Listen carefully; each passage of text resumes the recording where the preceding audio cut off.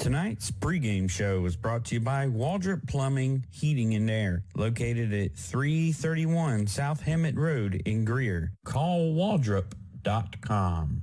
Our coaches' interviews brought to you by the Brian T. Smith Law Firm, Greenville, South Carolina, 864-239-2007. All third downs are brought to you by Jeff Parks Realtor with Berkshire Hathaway Home Services. See Dan Joyner. Call 864-415-0336. Since being admitted to the South Carolina Bar in 2005, Brian Smith, attorney at Brian T. Smith Law, has been helping victims of personal injury and vehicular accidents get the medical care and financial compensation they are entitled to. Brian and his associates have a commitment. We truly hope that you and your loved ones will never be involved in such an accident. But if you are, we would be pleased to speak with you about the facts of your case at no cost to you. At Brian T. Smith Law Firm, we will provide you with a straightforward evaluation of your legal options and suggest the best way to proceed. Office is located at 714 Pettigrew Street in Greenville, just off 385 and Lawrence Road. Contact them at 864-239-2007 or at btsmithlaw.com. Kickoffs in tonight's broadcast brought to you by Hub City Martial Art, 13,021 Asheville Highway, Inman, 864-708-3232. Isn't life crazy? One day your fender gets dented by a runaway shopping cart. The next day, your kid's college entrance exam is a runaway success. Yes, I got accepted. But that's life. Some days you're the bug, some days you're the windshield. No worries, your State Farm agent is here in all of life's moments, the good and the not so good, to help life go right. So good day, bad day, any day, let's talk. Contact your local State Farm agent today. That's Chad Wagner at 864-585-7999. That's 585-7999. Or visit him at 1074 Asheville Highway in Spartanburg. Like a good neighbor, Chad Wagner and State Farm are there. Discounts may vary from state to state. Do you have what it takes to be part of a tradition, to be part of the excitement, to be a part of the community, to be a volunteer firefighter? Contact your local fire department for more information.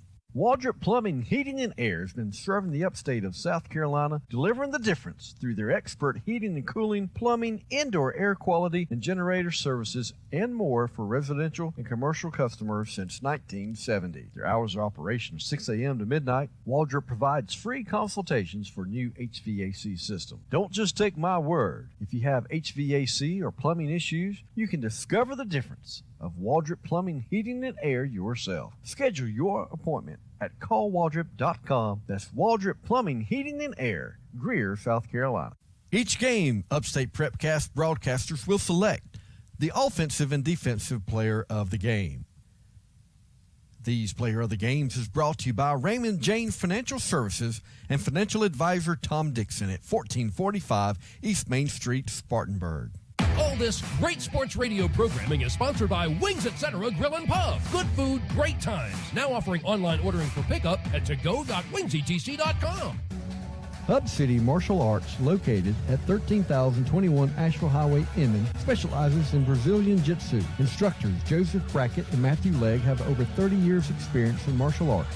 Coach Brackett has over 20 years in karate and Coach Legg over 12 years in Brazilian Jiu-Jitsu. See their website at hubcitymartialarts.com for information on the competition teams, tournaments to showcase your skills, and for more information about how you can get started in martial arts training today. Or stop by. Our hours of operation are Monday through Thursday, 3:30 p.m. to 9:30 p.m. Again, for more information, their website is hubcitymartialarts.com. That's Hub City Martial Arts, located at 13,021 Asheville Highway, Inman. Opening kickoff brought to you by the Inman Community Fire Department. Like any good football team, a game plan has to be in place. Inman Community Fire Department reminds you to have an escape plan because it could save your life. This is Lieutenant Bill Ryan of the South Carolina Highway Patrol. High school football on Friday nights is a fall tradition we all look forward to. Having the opportunity to support your team, spend time with friends and family, and supporting one another in your community is important to us. But the most important thing is that you arrive home safely after the game. So please buckle up, slow down, prevent distractions while driving, and never drink and drive. This message has been brought to you by the South Carolina Department of Public Safety. Jeff Parks, realtor with Berkshire Hathaway Home Services, C. Dan Joyner, is a lifelong Spartanburg Viking and Clemson Tiger fan who loves good high school and college football. Jeff knows for a successful football team on any level, you must have good coaching and a good game plan and strategy. But the same goes when purchasing or selling a home. Whether you're selling or looking to purchase your first home, your dream home, land, or commercial property, let Jeff Parks be your coach, and his game plan and strategy will make your real estate purchase go like a championship winning season. Jeff Parks, realtor, Berkshire Hathaway, C. Dan Joyner, 864-415-0336. Tonight, pregame coaches interviews are brought to you by the Brian T. Smith Law Firm with offices in Greenville and in Lawrence. Give them a call at 864-239-2007. Law Dogs has a wide variety of food from wings to steaks and so much more in between. Come try the Deputy Hot Dog, the Rocky Balboa. Grab a great salad or one of those delicious steaks. Law Dog serves up great food at a great price. Grab lunch while playing a round of golf, or bring the family for a great dinner at the end of the day on the patio overlooking hole number 18. Located at 13921 Asheville Highway, just west of Inman at the Village Greens Golf Course. Call for takeout orders at 864-708-3533. Come see them at Law Dogs in the clubhouse at the Village Greens Golf Course. So you've cut back on everything from lattes to lunches. But if you're still coming up short at the end of the month, try this. Give State Farm agent Chad Wagner in Spartanburg a call for a free discount double check. He'll show you how something as simple as combining your home and car policies could save you hundreds of dollars a year. Because being there to help keep more of your money in your pocket is why State Farm agent Chad Wagner is here. Like a good neighbor, State Farm is there. Discounts may vary from state to state. Tom Dixon is a financial advisor with a degree in finance with 11 years experience working for large investment firms. For a free no-obligation review of your portfolio, call Tom at 577-0036. Raymond James Financial Services. Member FINRA, SIP Inc. Individual solutions from independent advisors. The Fellowship of Christian Athletes is touching millions of lives, one heart at a time. Since 1954, the Fellowship of Christian Athletes has been challenging coaches and athletes on the professional, college, high school, junior high, and youth levels to use the powerful medium of athletics to impact the world for Jesus Christ. FCA is the largest Christian sports organization in America. FCA focuses on serving local communities by equipping, empowering, and encouraging people to make a difference for Christ. The following is a presentation of Upstate Prep-Cast, presented by the Brian T. Smith Law Firm, 714 Pettigrew Street in Greenville, 864-239-2007, btsmithlaw.com. And now, Upstate Prep-Cast brings you Landrum Cardinals Athletics on the Chad Wagner State Farm Insurance Upstate Prep-Cast Sports Network. Chad Wagner, State Farm Insurance, 1074 Asheville Highway, Spartanburg, 864-585-7999. State Farm Insurance, we've got you covered.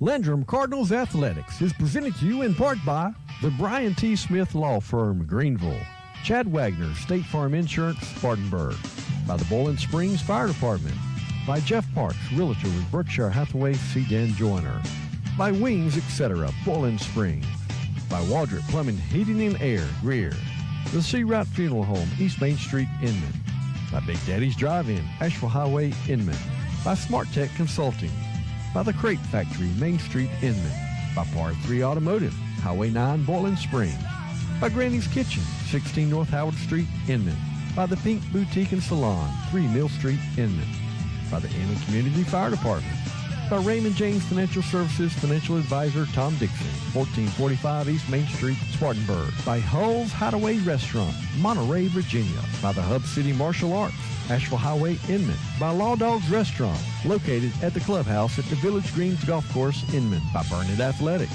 by the Flounder Seafood Restaurant, 160 Barbado Lane, Spartanburg, by the South Carolina Department of Public Safety and the South Carolina Highway Patrol, and the FCA, the Fellowship of Christian Athletes, the largest Christian sports organization in America, encouraging high school students and athletes to make a difference for Christ.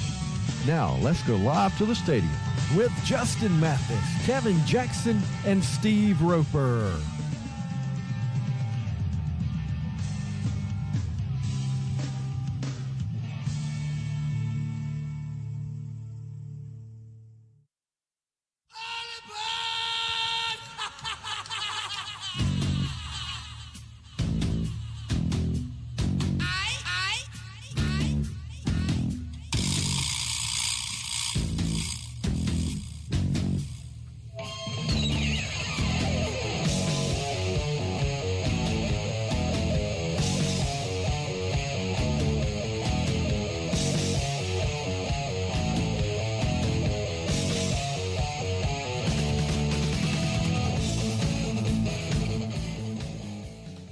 and welcome in, ladies and gentlemen, to another presentation of Landrum High School Athletics on UpstatePrep-Cast.net.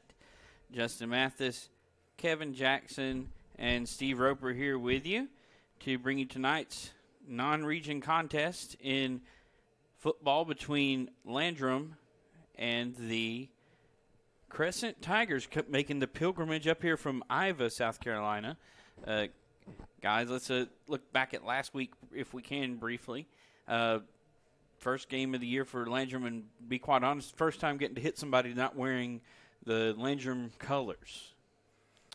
Yeah, it was a good contest for the Cardinals in the first half. They really fought tough with Christchurch, being down several personnel in that game, but it kind of got it to be a game of attrition in the second half, having a lot of people out, plus already having to play a lot of kids two ways just caused a lot of kind of the war of attrition lost out in the second half, but was able to build some positive momentum with some scoring drives at the end of that game. So that's something to build into this week, plus getting some of these players back and looking to welcome back in a former region foe. Cardinals, when they moved up to 2A in 2013, had Crescent in the region at least the first 2 years. I think we were discussing that. I know that it was in 13 and 14 before they briefly moved up to 3A for a few years before coming back, but now in a separate region. But a good contest. We think it's going to be a nice, even matchup, and we're ready to get this game underway. Justin, I know so far 2021 has kind of resembled a Dr. Seuss novel. Will we play here? Will we play there? Will we play anywhere? And we're very fortunate to be able to play here tonight at Cardinal Stadium. Yeah, and you're exactly right, Kevin. We thought after last season we would be able to get away from that, but not. So we live, what is the saying? We roll with the punches. So you mentioned Crescent coming in here. They beat Dixie last week. I've had conflicting reports. I've had one source say 19-7, had another source say 22-7. A difference of 3 points. Nonetheless, they won. So they are 1-0 in the season. Landrum 0-1. Landrum 0-2 in the series, the brief series between the two teams. A two-game series, 2012-2013, as you were hinting at. Landrum lost the last meeting in 2013 here at Cardinal Station, 46-39, a high-scoring affair, almost a Tecmo Bowl, if you will. Yeah, I mean, it's been a few years now, a lot of water under the bridge, but it seemed to remember that being, of course, obviously a high-scoring affair, but that coming down to a last-minute drive and just couldn't quite get into the end zone and go ahead on that one. But, you know, after a few years away now, Crescent and Landrum's had a good rivalry in multiple sports, renewing it tonight on the football gridiron, and ready to get this game almost underway. What say you, Mr. Sideline Reporter Steve Roper? Hey, guys. How are you guys? Steve Roper here for what we hope will be another exciting night of gridiron action. It's Friday night fight time right here. We're going to let you know what's going on from our unique field position down here, guys.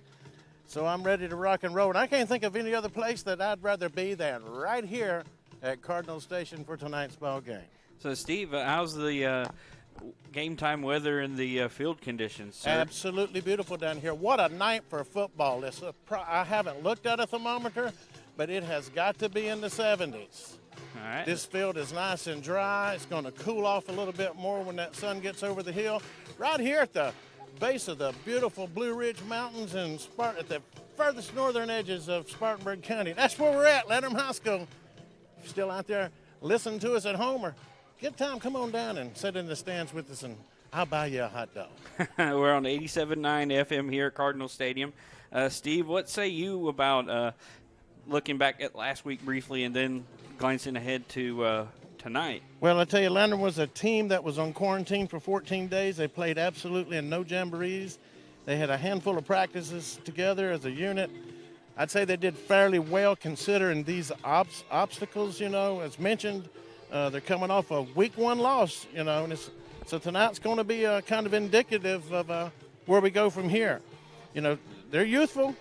Inexperience played a big part in last week's loss, but, you know, each week is a learning experience, one game under our belt. Let's build on it for this week. That's right. And, guys, there are a couple some standouts from last week.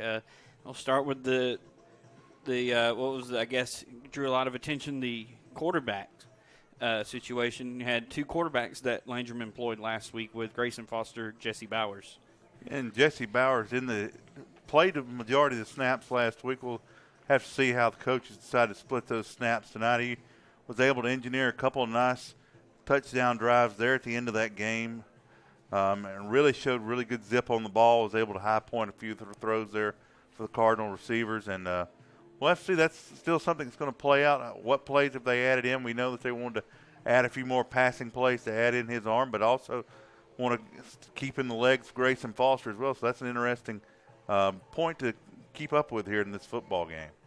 Also, a guy who had a handful of carries last week who picked up some yards, just, obviously wouldn't get attention from a lot of the media outlets. Colton Link, a sophomore, did a pretty good job at running back last week. Yeah, the running backs really had a tough job because some of the offensive linemen were out of action last week. The Cardinals really unable to do a whole lot of pass protection, to be sort of one-dimensional at times. But these running backs didn't stray away from that challenge. Very hard-nosed running, as Cardinal running backs traditionally are. And they really picked up some tough yards and was able to pick up some first downs in that game. It was hard at times to have those sustaining drives that was able to keep the defense off the field. But tonight, hopefully with those linemen back, you're going to have a little more balance in the offense, a few more sustained drives to rest that defense. So I'm excited to see this is going to be the Cardinal football at full power, we think, tonight, Justin. That's right. And, guys, it looks like it's about time to send it off to break for our pregame interview with head coach Jason Farmer. Our pregame interview brought to you each week by the Brian T. Smith Law Firm. You can contact them in Greenville at their office, 864-239-2007. We'll step aside for this timeout, and you'll be able to hear from head coach Jason Farmer right after these messages. This is Landrum Cardinal Football on Upstate Prep-Cast. Another friendly reminder from our friends at the Boiling Springs Fire Department. Remember to test your smoke alarms at least once a month. Always change the batteries each year at the change of times. And all homes should have a working smoke alarm. Check them. Back on the Waldrop Plumbing, Heating, and Air pregame show. Coach, a tough season opener last week against Christ Church. But in all honesty, first time that you guys really got to hit somebody that wasn't wearing Landrum colors. Yeah, it was. And then, like I said last week, it was kind of a going in the dark, just trying to figure out what they were going to do. Obviously, we could watch previous year's films, but, every team changes from year to year, and then obviously their personnel changes. But, we still wasn't full strength last week either. Missing two offensive linemen that are returning starters for us is a big deal. I know it was disappointing. It was disappointing for us. It was disappointing for our fans. It was disappointing for our players. I mean, these players have been working since the Monday after Thanksgiving.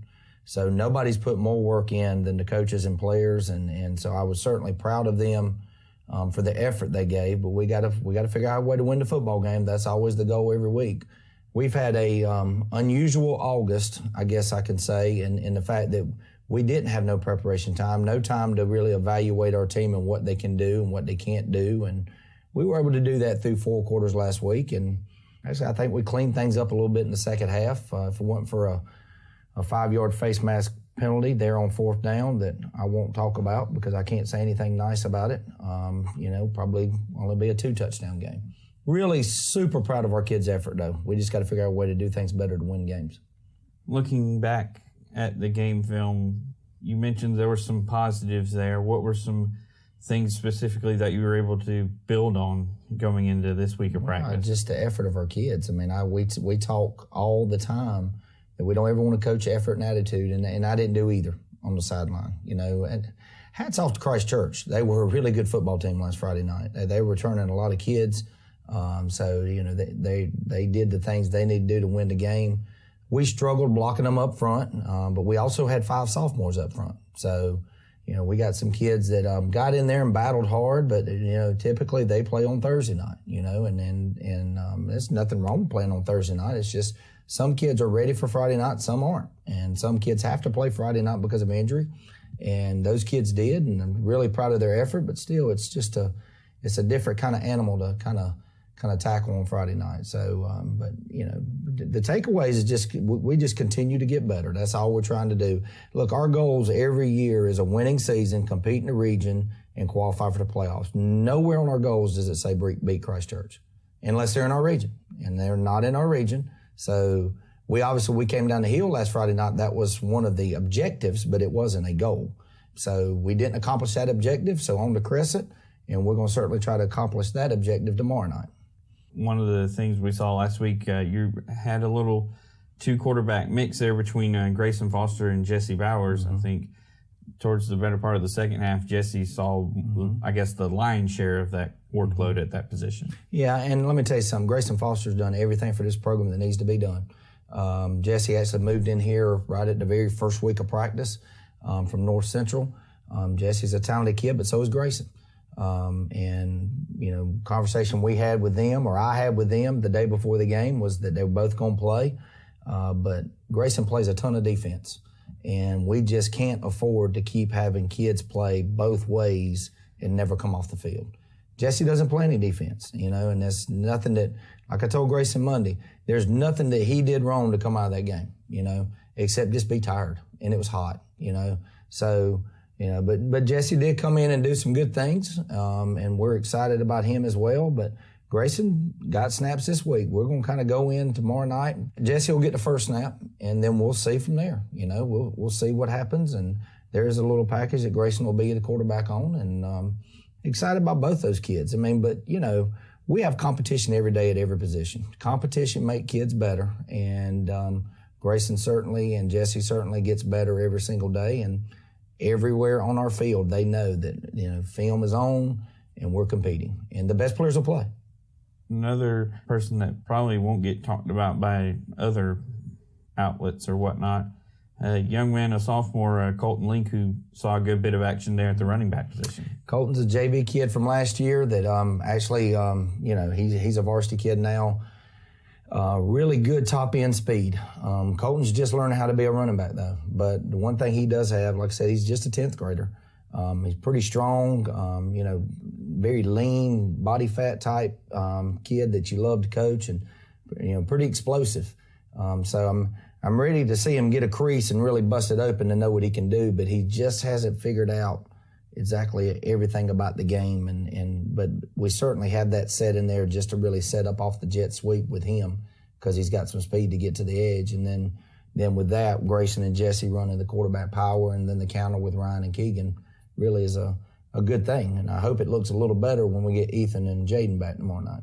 And looking at the defensive side of the football, one of your seniors led the charge there from the defensive backfield, because he was playing a little bit everywhere, Caleb Emery. Yeah, I tell you what, I'm real proud of that kid. I mean, he's one of those that he'll frustrate you from time to time because you don't think he's being so serious, and I'm just being perfectly honest because I love the kid, and I'm not telling y'all anything I don't tell him. But, man, he played his tail off last Friday night, and I think he had 12 tackles, 1 tackle for loss. He was our defensive player of the game. But he wasn't only making plays on his side of the field, he was making plays on the other side of the field when he was lined up, complete opposite. So, and he wasn't the only one. And like I said, all our kids played to win, but I mean, he played really, really hard, really super proud of his game last Friday night. Who were your players and hit of the game? I know ours on the broadcast were Jesse Bowers on offense, Caleb Emery on defense. Our big hit went to Ronnie Ballou. I tell you what, y'all some smart guys, aren't you?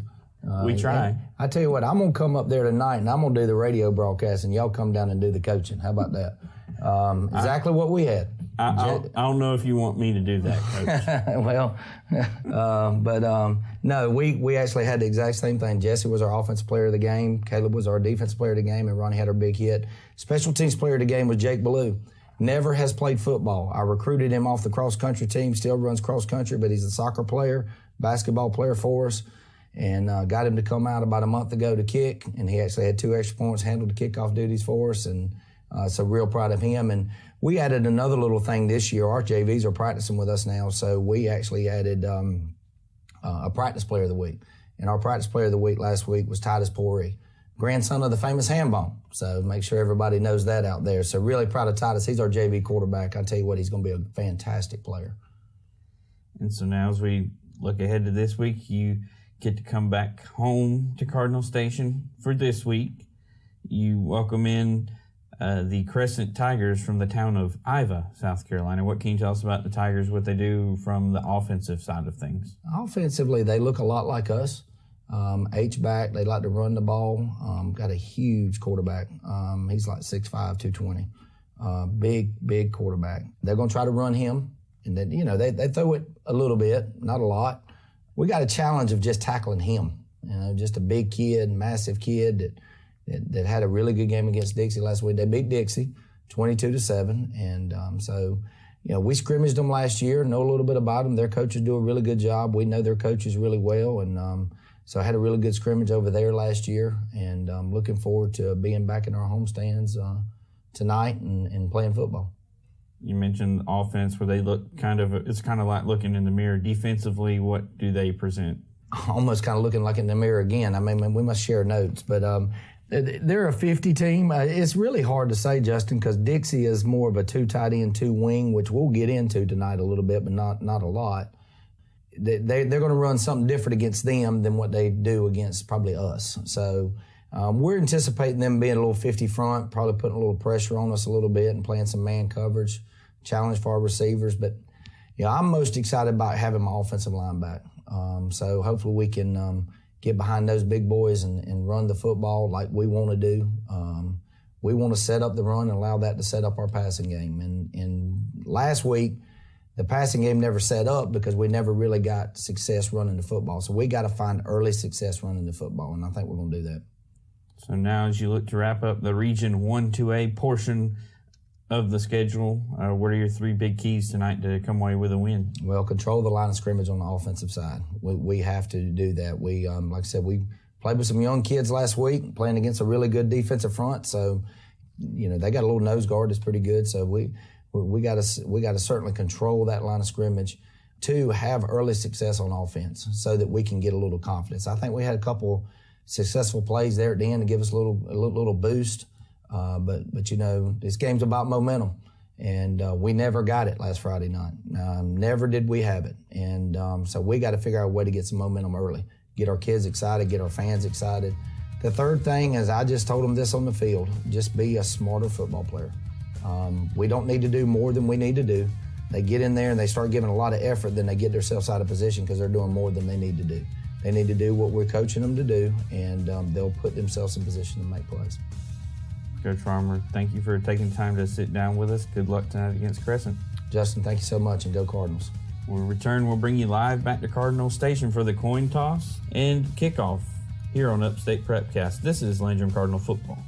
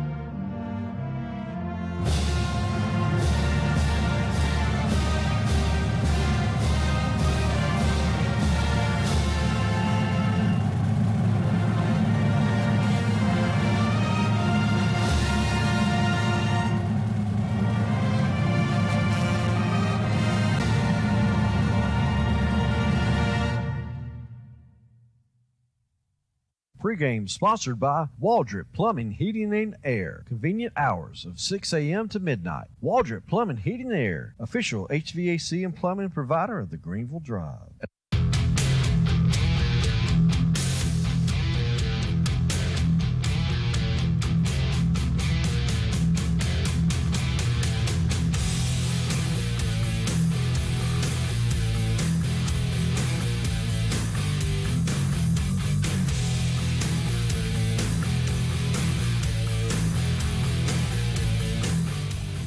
Back here at Cardinals Station as we get ready to tee things up. 7 minutes and 5 seconds and rolling left on the game clock.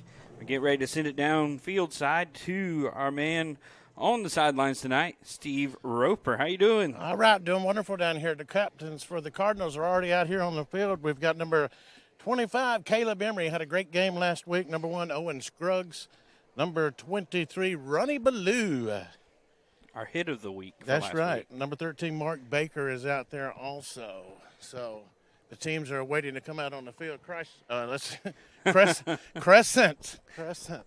It's early for everybody, That's Steve. Right. Don't feel bad. It's not Christ Church this week, is it, guys? As soon as these guys turn around, I'll give you number 55, Gabe Waldrop, and number 52, Jaquez Willingham. What, do you think I'd have trouble with that? You want to jump in on me? Thank you very much. I'm just messing with you, Steve. How about Elijah Ritchie, number 7, and number 5, Steele Sears. I'll tell you what, these guys have a 6'5", 220-pound quarterback you better watch out for tonight. And here come the captains out to midfield, and we're going to stick this microphone up in here behind the white hat. Got a better microphone this week, so you guys at home are going to get to enjoy this if you can hear over Hambone. Number 52 instead of 20. Okay. You are playing tight end tonight? Tackle? Okay, I'll just let you know you can go out for a pass in case, okay? All right, this is the Crescent. Captain, you're the Landrum captains. Go ahead and introduce yourself to each other. Number 5, Steele Sears. Number 7, Elijah Ritchie. Guys, consider yourself lucky. There's a lot of games getting canceled everywhere. Number 55. So just consider yourself lucky tonight. Tonight, on our crew, for our team, we got the line judge, Mr. Boyd Tate, the black judge, Mr. Marquis Camp, the linesman is Mr. Tommy Bragg, the umpire is Mark Todd Nedrick. He's going to come forward for the coin flip. And number 25. Say that out loud. I just got a 50-cent piece, tails and heads. So you call it out loud when Mr. Todd can hear you. Yes, sir. Tails. Tails. He's called tails, guys. Just tails. You want, okay? All right, so you want to...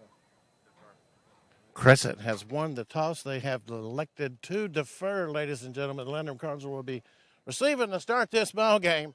It's football time here at Landrum Cardinal Station, here nestled at the foothills of the Blue Ridge Mountains. Ladies and gentlemen, let's get it on. All right, Steve, and it looks like Landrum will be moving from our right to our left, going toward downtown Landrum from where we're stationed. Did I get my directions correct, Kevin?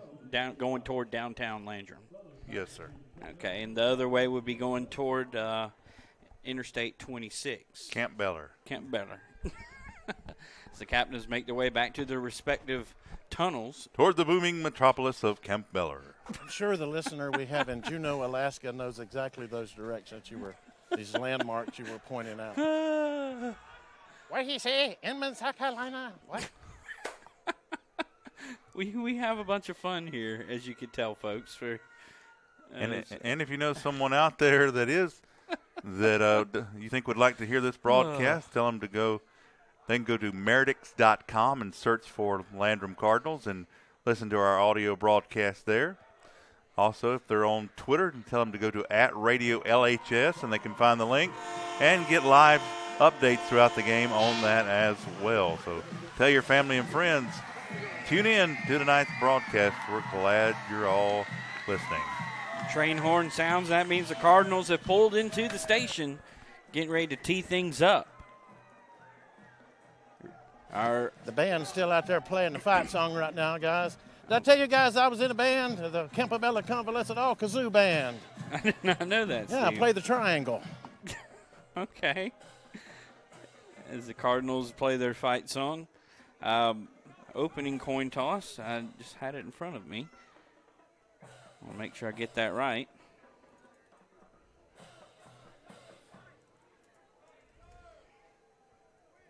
But, yeah, opening kickoff tonight brought to you by the Inman Community Fire Department. We remind you to have an escape plan because it could save your life. Coin toss tonight brought to you by the Boiling Springs Fire Department. Open 24 hours all day, every day. Remember to check your smoke alarms. Game time weather, field conditions, sponsored by Granny's Kitchen, along with the uniform description. Landrum in their home black uniforms, black top, black pants, white numerals with a red outline crescent, white jerseys, black pants, black numerals with a gold outline around them, with a gold helmet. A gold helmet. Well, Justin, we'll see. Their logo is kind of like a mustard yellow. Let me rephrase that. Justin, we'll see right quick if they got this game film from Christchurch. Landrum needed to work a little bit on special teams as far as those balls that are kind of in between the two kickoff lines. So we'll see here if the Cardinals have worked on that. Looks like their midline's a little more further back than they were in the previous weeks. We'll see. That'll be a point to go look at going forward. Back deep for Landrum here on the near side is Franklin Davis. Cannot make out who that is on the far side of the 5-yard line. I want to say that may be number 16, Aiden Kelly. Or it may be 18, Braden Mashter. Number 28 for Crescent, Reagan Hendricks getting ready to tee things up, a right-footed kicker. He puts foot to leather, and it is football time in South Carolina.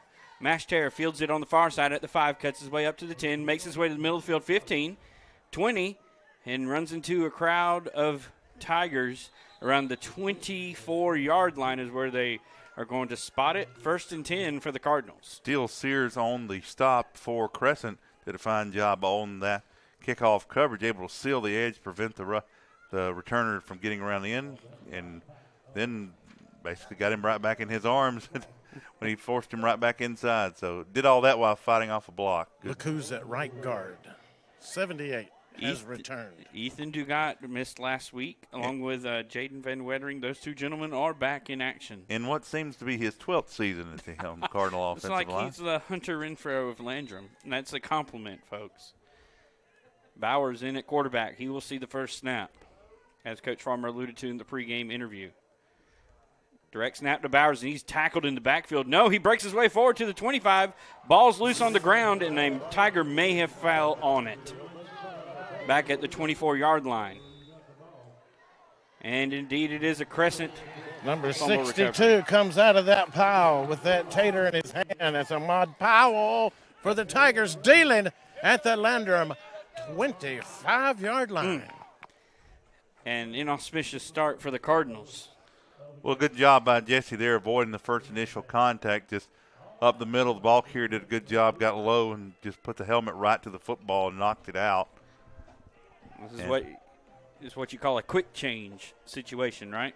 Right, exactly. Cardinal defense, they did really well first half fresh last week. We'll see if they can hold Crescent to possibly, hopefully, no points or just at least no more than 3. Keegan Johns in at quarterback, hands it off to number 9 up the gut, Reese Benninger, the junior. And he's wrestled down for a gain of 1 at the 24. And this will be an early test for that Cardinal defense. It's hard not to give up points when you're inside the 25-yard line. They are, but they did a real good job last week, and hopefully can get the ball right back to the Cardinal offense here without any damage done. And Ethan Dugat looks to be playing he played nose guard last year, Kevin. Looks to be at a defensive end position. That could be good for the Cardinals. Johns back in the gun. Hand off again to Benninger. Cuts right. And he is tackled in the backfield, or actually he falls forward at the line of scrimmage at the 24. Chalk one up for Ronnie Ballou. Shoestring tackle. There was open grass there. Great play for Ronnie Ballou. Hey, Ronnie Ballou at that other end position. Yeah, able to just move really quickly laterally there. He was really, the ball carrier did a good job, made a cut inside, looked like he might get around him, but he was able to just laterally reach out and grab him by the shoestrings, as Steve said, and able to get that really athletic play there to set up a 3rd and long. 3rd and 8 for Crescent at the 25. Line to gain is the 17. 10:20 to go in the first quarter. It helps if I mention the down and distance. Shotgun snap. Johns rolls to his left, and he's got a face full of a Cardinal, throws it up in the air, almost intercepted by a Cardinal over there on the far sideline at the first down marker, but it lands in the hands of a Crescent wide receiver, incomplete at the 16-yard line. Trey Smith and Beckett Driggers over there, guys. Flag on the play, Justin. Holding on the offense, I'm declining that, and the Cardinals do. 4th down, and looks like Crescent's just going to go for it here. They're kind of in that no man's land. Coach Farmer will be happy to know we just made our first coaching decision of the night. We declined it. I had a little talk with him about that, and he just laughed. I said, well, Coach, if I'm going to call a play tonight, I'm running the Statue of Liberty every play. I'm curious to know how he reacted to that. We'll get to that in a minute. Key to that 3rd down stand was pressure right up the middle, forcing the quarterback to throw off foot. Let's see if the Cardinals dial up pressure here on 4th down. 10-10 to go in the opening quarter. Handoff right side. He's hemmed up in the backfield by a flock of Cardinals. Mark Baker among those making the tackle. Grayson Foster as well at the 25. On the carry was number 9, Benninger, and he is wrapped up for a loss of 1. Turnover to the Cardinals. And that fresh Cardinal defense showing what they can do right there. Was not fooled by anything in the backfield, able to just wrap him up and get this ball right back to the Cardinal offense. And the clock did not stop on that change of possession. We've already lost about 10, 15 seconds. I don't understand how any of the Zebras missed that. 9.5 to play. Bowers in the gun. Receiver lined up to the right side. That's Driggers. He'll be a handoff right side to Link. Cuts outside at the 25-30. 35, first down yardage. 45-50. 45-40. Knocked out of bounds about the 35, make it 34-yard line. A huge gain for the sophomore, Colton Link. And there's that top-end speed Coach Farmer talked about. And we're already seeing right there the benefit of this big offensive line coming back this week, able to get those guys back in, able to seal that right edge off and get around there. Oh, but this guys, one appears to come Laundry back. has soiled the sod back at the midfield stripe. What are they going to call? Holding? That is, they do get to keep the first down, right? Depends on the spot of the foul. If not from where he's marking it off now, it's going to end up being 1st and about 4. Huh. Well, so if you're keeping stats, this is one of those times where I'm glad I'm not a stat keeper. I don't know how you just mark that down to the 6-yard gain, I guess, for Link. So you gain all that yardage only to have most of it wiped out, except for like 6 yards. So the ball will be on the Landrum 31. 1st and 5 is what they're going to call it. Line to gain looks to be a 35. It'll be handoff to Link right side. No, Bowers keeps it, and he is wrapped up back at the 30. Loss of 1. Or no, they're going to give him back to the line of scrimmage. So no gain on the play. 2nd and 5. And come back right, almost what would look like the same play. Instead of he keeps the option on the read option on the inside there. No gain, but just basically doing something to keep Crescent on their heels, to not keep them guessing. In the backfield with Bowers is one of our senior spotlights, Keegan Duncan. Man goes in motion to the right side of the line for Landrum, a tight end. Landrum making some adjustments. 8:35 to go in the opening frame. We're scoreless. Bowers rolls left, punches up 35. Past the 35, first down yardage down to the 37. Gain of 6 and a Cardinal first down, brought to you by the Flounder Fish Camp, 160 Barbado Lane in Spartanburg. Ahmad Powell, one of the first tacklers for the Crescent Tigers on that play, but not before first down, and that's exactly what the Cardinal offense needs, sustainable drives. This defense for the Cardinals is good enough when they're fresh and on the field, but they need their help from their offense this week to stay and sustain drives. 1st and 10 at 37. Flag flies on the snap. Link around the left side, 40, 45. A little hesitation move at the 50. Stiff arm gets the first down yardage, but we'll wait to see what the flag is. A nice stutter step there by Link. Absolutely beautiful. But that flag flew right as the snap happened. I'm guessing a receiver didn't do the signal to indicate he was on the line of scrimmage, if I had to guess, because it came from the side judge on the Landrum sideline. Because I know there's a certain little motion the receivers have to indicate. Offside defense. Yep. Okay. So yeah, one of those Tigers was lined up in that neutral zone out here on the end. Wow. So obviously I'm keeping the yardage at the 50. Forget the offsides. Gain of 13, a baker's dozen for Link on that carry. When referees what is going on here? You know, they may reverse this. This might be the old Michigan, South Carolina bad call all over again. What are they saying, Steve? I don't know. He's whispering something into Coach Farmer's ear. You want me to go over and stick the microphone in there?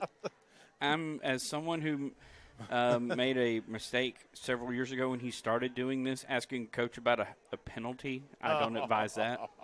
Offsides, defense. No, never do that. We don't talk about officiating. So they're going to wipe out the carry. They're going to keep the 5 yards. So it's 1st and 10 at the 42, 1st and 5 at the 42. Okay. Oh, that discussion. Those guys in stripes must want some onion rings from the Flounder. They'll have to wait till tomorrow. Shotgun snap to Bowers, rolls left, cuts up to the 45. Flag flies in, down to about the 46. We'll see what the flag is about. And it's holding on the offense. That flag didn't. I know who the culprit was, but I won't say his name. Well, I'll say his number, but I won't say his name. No, we won't say his number. We're not going to throw him under the bus. But it's someone on that. Throw him under the bus. Oh, come on. Well, I'll tell you what. At this pace, the detergent bill on the penalty flags will be steep after tomorrow. Another penalty brought to you by Law Dogs Grill, located at Village Greens Golf Course. 708-3533. We've already had at least, 3 already on this one drive? 7:58 to go in the quarter. 1st and 14 for the Cardinals. Hand off to Link.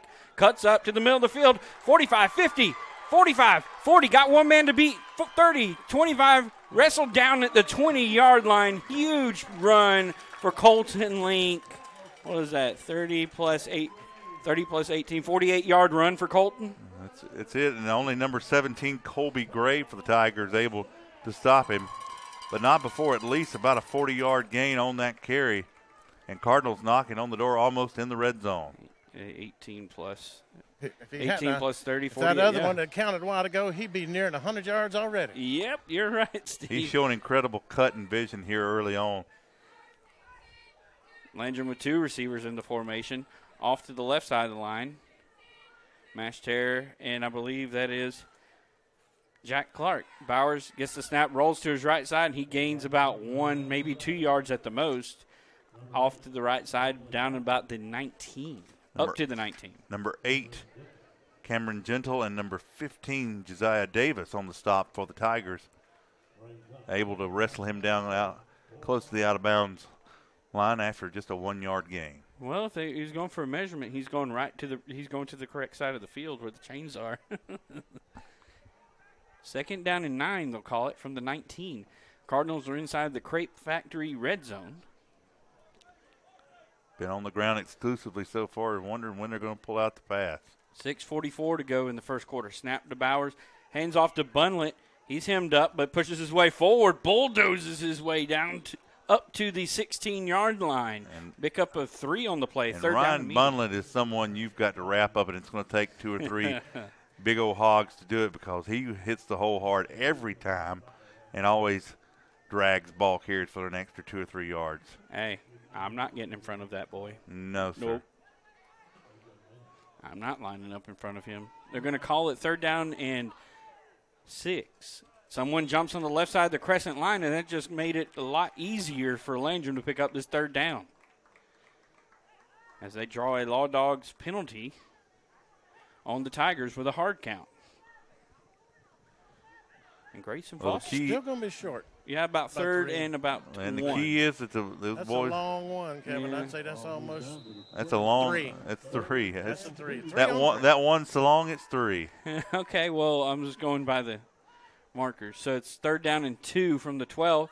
Handoff, toss to Bowers. Pushes his way forward to the line. Did he get there? We'll have to wait and see where they spot him. Looks to be enough. Yeah, he got it. Kevin, tell us about that formation. That was a bunch formation. I would say unique bunch formation and able to just carry around the right, a little misdirection there, and able to power that in definitely from going all shotgun to start this game to go into that bunch and able to just do some misdirection and go around the right side to make it a flounder first down. That was a tight bunch. Looked like something out of 1939, guys. Come on. Grayson Foster still in there, quarterback. Coach Farmer did mention they had a package where they might use them both on the field at the same And time. here we come back with it again. Bunch formation. Toss play this time to Bunlett. Mishandled the football for a moment. Cuts his way upfield inside the 5 up to about the 3-yard line, maybe the 2, depending on where they spot it. Huge gain on second down and goal. He juggled that thing. He juggled it. I'm telling you, it was in the air, Kevin. Well, and this is kind of more typically coming into the season, the type of formation and plays that we thought we'd see out of this Cardinal offense, a little more of a power running formation. Second down and goal from the 3. Hands off to his fullback on the carry. He could not catch his number fast enough on the fullback carry, but he pushes his way forward down just inside the 1-yard line. 3rd and goal coming up. That was Ronnie Ballou on the carry. Thank you, sir. And able to sustain almost a 4-minute drive thus far. This drive started, I think you said, right under 9 minutes to go. And we're right now, about 9 minutes, yeah. And now just under 5 to go in the first quarter. Handoff, toss to Bowers, pushes his way into the end zone. Cardinal in the end zone. Jake Bowers on the toss sweep off the right side. Cardinals strike first. 4:36 to go in the opening quarter. 6-0, extra point pending. And that was a Waldrop Plumbing, Heating, and Air touchdown. Call Waldrop.com. Okay, Jake Ballou going to attempt the point after. Beckett Driggers will hold. Grayson Foster will send it back from the snapping position. There's the snap. It's high. It's down on the tee. The kick is up, and it is good. Landrum Cardinals strike first. 4:36 remaining here in the first quarter of play at Cardinal Station. Landrum 7, Crescent 0.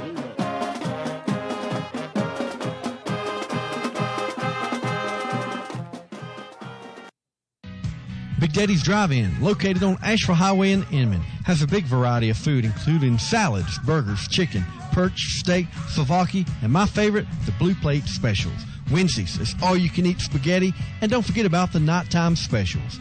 They have old-fashioned hand-dipped ice cream, and that makes the most awesome milkshakes. They're open Monday through Saturdays, 10 a.m. to 10 p.m., and Sundays, 10 to 3. Dine in or call ahead for takeout. Big Daddy's Drive-In, Asheville Highway in Inman, 472-EAT-1. That's 472-3281. All penalties in tonight's ball game brought to you by Law Dogs, located at the Village Greens Golf Course. Takeout orders can be placed at 708-3533. There's nothing better than award-winning jumbo wings while you...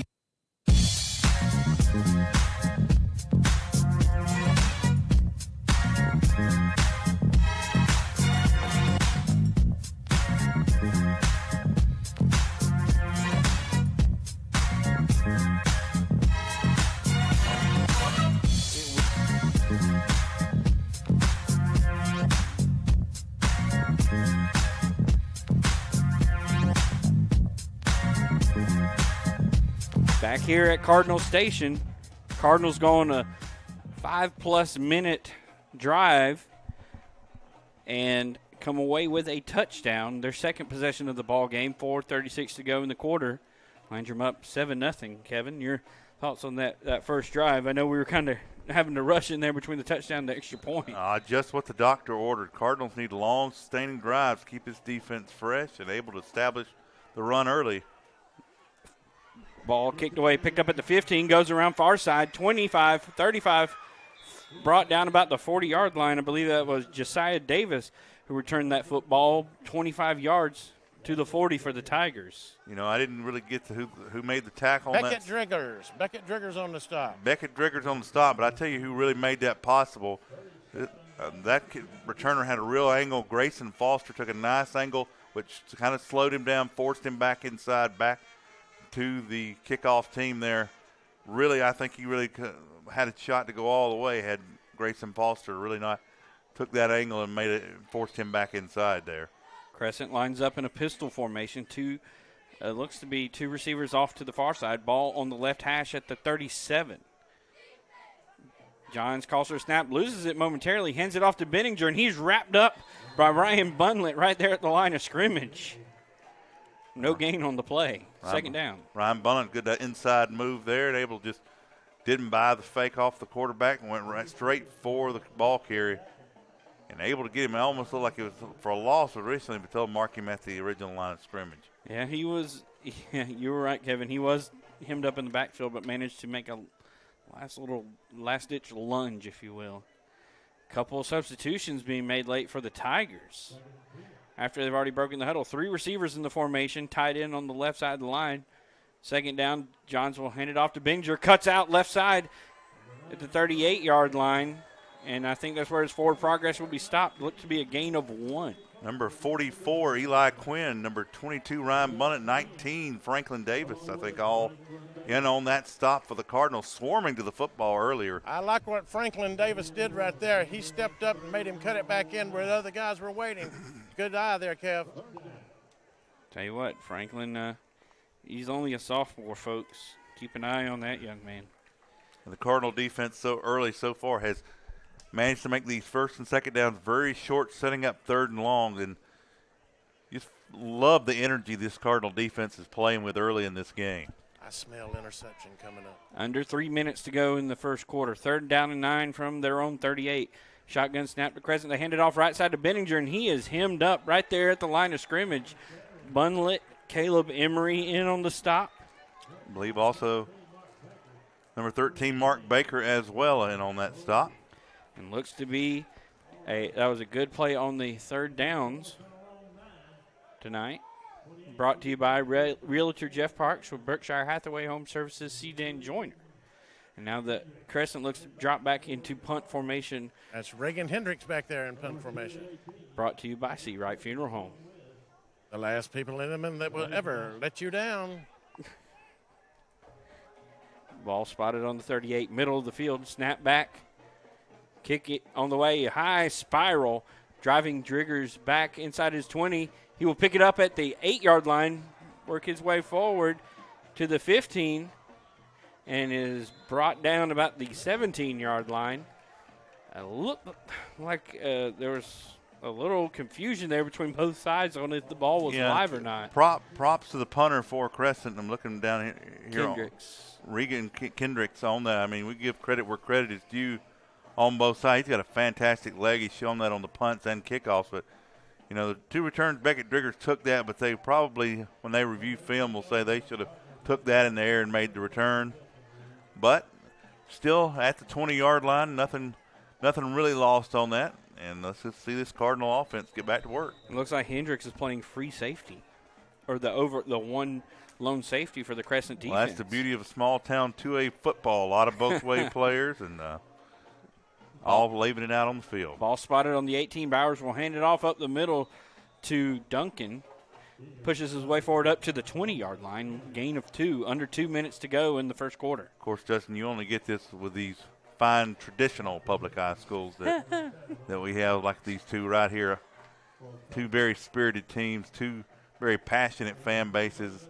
Crescent's traveled well, and they're always a force, very energetic at their game. So just a fun game to be at here tonight. 2 receivers lined up out wide for the Cardinals. Looks to be Driggers in the slot and Jack Clark on the outside. Ball on the left hash at the 20-yard line, 2nd and 8, 1:15 to play. On second down, handoff to Duncan. No, it's a bobbled snap, and Bowers has to fall down on it inside his own 15. Yeah, number 5 for Crescent, almost there coming away with the football, Steele Sears. But Bowers doing a good job to get on it. Now 3rd and 14. You kind of just figure here this will be something hopefully to get a couple yards and then play a little field position game. As we go under 1 minute to go in the opening quarter.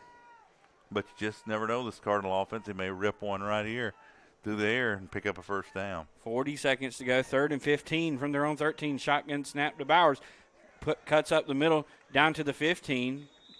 And he makes his way up to the 18 with under 30 seconds to go in the quarter. We'll see if Landrum will hold off to punt now or wait till the start of the second quarter. And 5 still Sears again and on the play along with number 8, Cameron Gentle for the Tigers.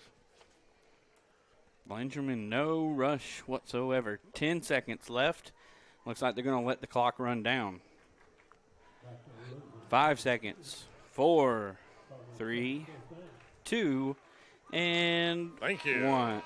Thank you for that countdown. Sorry, I mean, there's nothing else going on. That's called dead air. Run a commercial, guys. So we'll make our way off to the second quarter of play where the Cardinals will most likely drop back into punt formation. We'll be right back. After one quarter of play, Landrum leads Crescent 7-0. This is Cardinal football.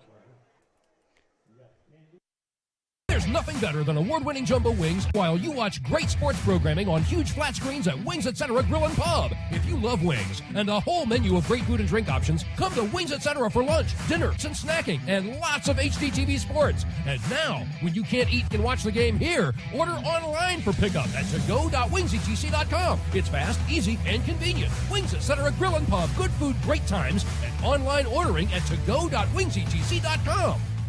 Red Zone's brought to you by the Crepe Factory, 12 South Main Street in. Hey y'all, it's Tiffany and Reed from Granny's Kitchen. Just here to remind y'all that we're open Monday through Friday, 6 a.m. to 2 p.m. and Saturday, 6 a.m. to 11 a.m. We post our specials daily on our Facebook page or give us a call at 864-472-0909. Come see us at 16 North Howard Street in Inman. See y'all in the morning. Back here at Cardinal Station, we get ready to start the second quarter. Second quarter sponsored by Boiling Springs Fire and Rescue. We remind you to always check your smoke detectors. Located at 186 Rainbow Lake Road in Boiling Springs. And contact them at 578-6200. High end over end kick from Baker. Fielded at the 50. Return man cuts his way up to the 48. Got little to nothing on that return. That was number 19, who is not on our roster. Great start to the season. Sorry about that, Kev. Another mystery man, eh? Yeah, it looked to be number 19. Maybe I'm wrong, but they did a good job cutting in and out of a couple tackles there, but the Cardinal pursuit there on the punt coverage able to really have no gain on that return. But they are on the Landrum side of the field for the first time tonight. Well, not after the fumble early in the game. This will be their second possession in Cardinal territory after the early fumble. Second. I can't count, Kevin. That's sorry. all right. John's back in for his third series at quarterback. Late sub coming on the field for Crescent. 3 receivers spread out to the left side. Running back off the quarterback's left hip in the shotgun formation.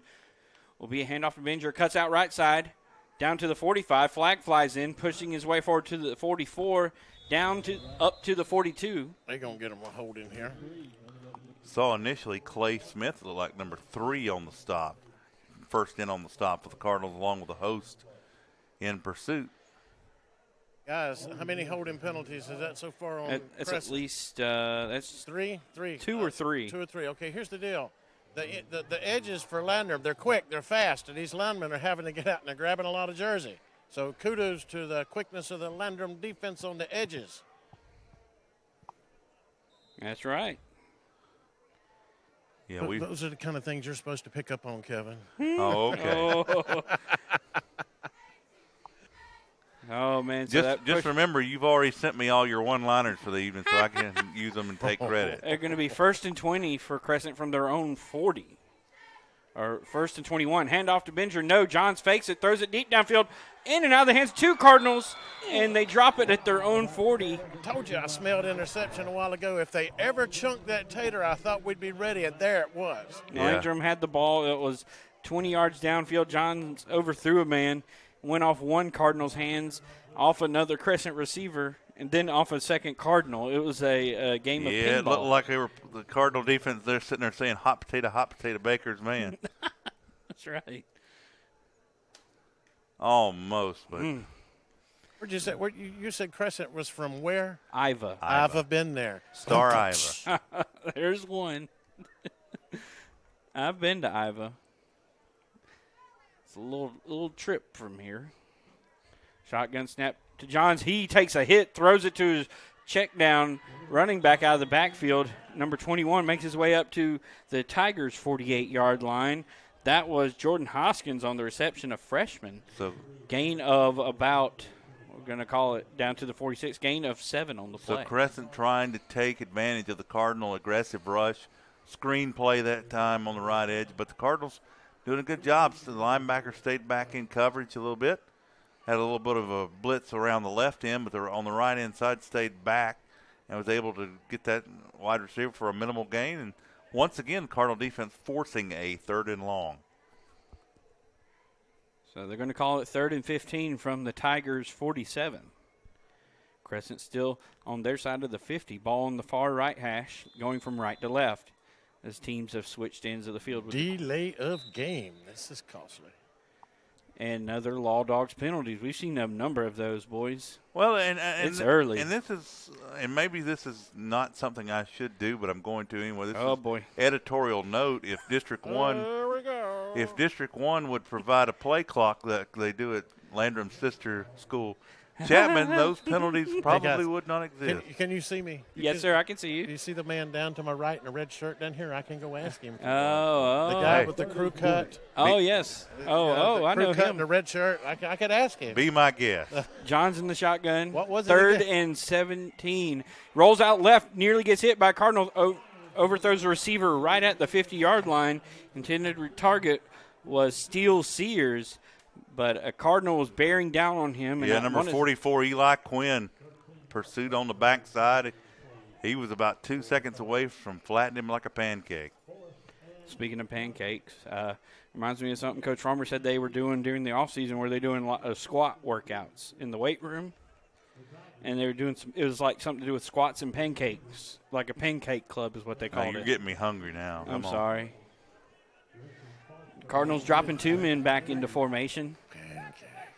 I done made Steve hungry too. Hendricks puts a high end-over-end kick. Fielded by Foster at the 20, 30, cuts upfield near side to the 40, gets leveled there. But what a great 20-yard return by Foster, leveled by his counterpart, number 7, Elijah Ritchie. Yeah, and very fortunate there that we didn't get a late hit right after that. Very fortunate we didn't get an unsportsmanlike conduct on ourselves on that one for kind of slamming the ball down in their excitement. Well, that, and I saw a pretty late hit to the tackler as well. So kind of fortunate, but nothing lost so far. 1st and 10 from the 40-yard line. Line to gain is midfield. 10-13 to go in the first half.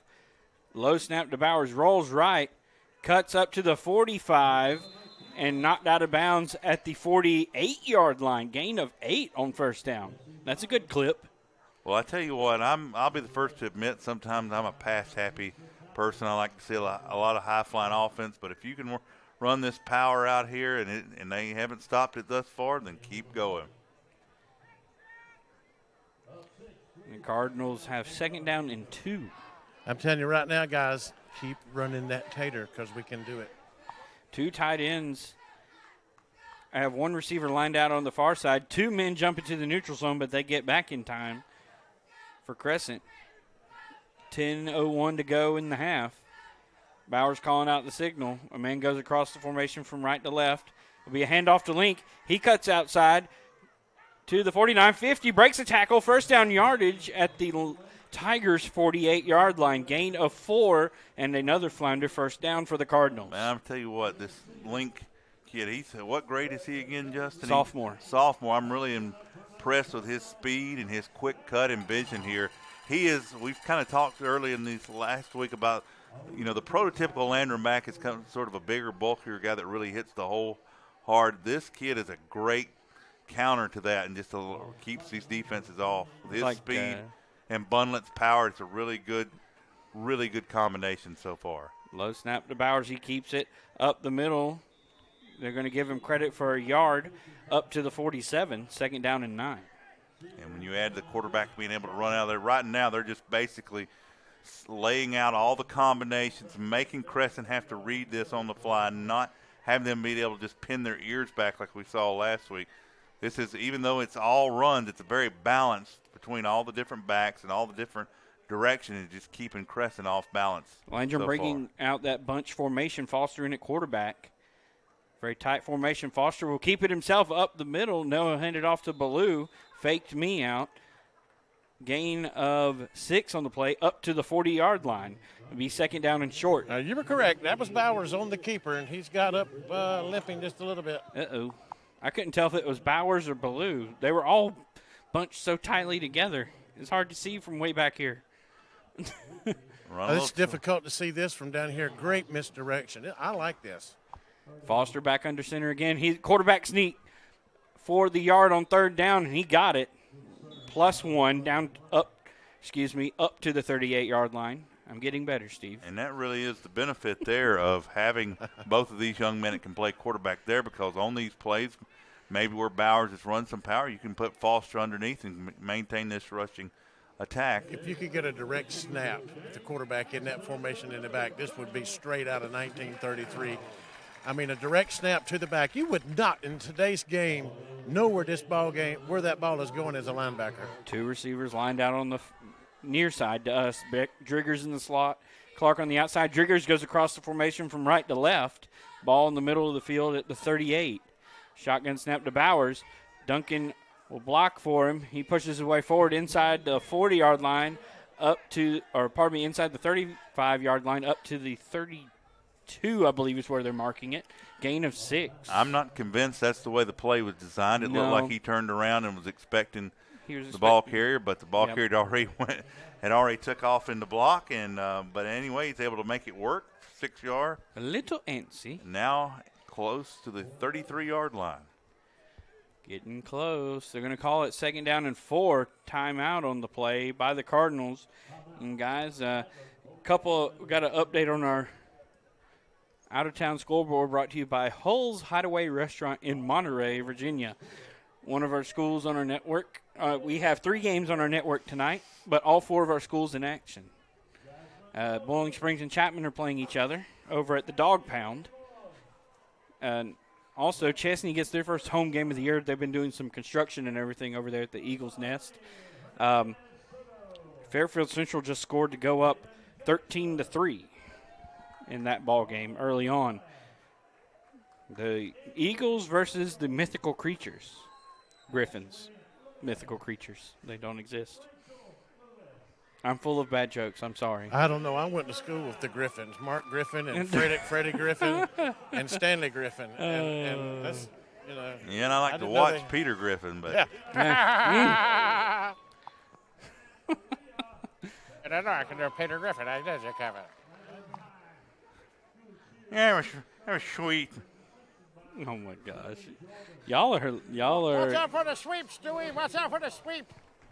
Oh yes. I'm enjoying some football. 2nd down and 4 for Landrum from the Crescent 32. Ball in the middle of the field. 2 receivers in the formation. Driggers in the slot. Clark on the outside. Driggers goes across from right to left in the formation. Bowers calls for the snap. Handed off to Bunlett. Cuts up field. Bounces off one guy and crosses the 30. That was watching like a human game of pinball. 3rd down and very, very short coming up. And we don't exaggerate. It takes about 4 to 5 men to bring down Ryan Bunlett. He literally popped off of 2 tacklers and then had to require about 3 more to come over and wrap him up before he would go down.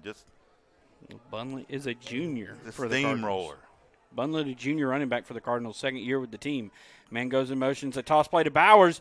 Pushes his way across back to the 30, so it'll be 4th down and short. 4th down and 2 to be exact, coming up for the Cardinals. Decision time. What do they want to do? At this point of the field, I think you're going to go for it. Sure, you're going to go for it right here. There's no doubt about it. 6:40 and counting. In the first half, Cardinals go up to the line of scrimmage, bring out that bunch formation. Foster under center. Bowers is the left wing. Bunlett is the right wing. Somebody else as the fullback. I think that's Scruggs. Foster goes back under center, trying to draw him offside. Pushes his way forward. Did he get close to the 1st down marker? We will see. Let's see where he is, Steve. Based on that spot, I think he's going to be marked short, guys. We'll have to see what they do. They may call for a measurement. I don't think there'll be a measurement here. No need, I don't think. But they're going to call him out just to be sure, make everybody happy. It's better to do it. But I think that he is going to be well short. Looks to be at the 29-yard line, so the Cardinals may be a yard short here.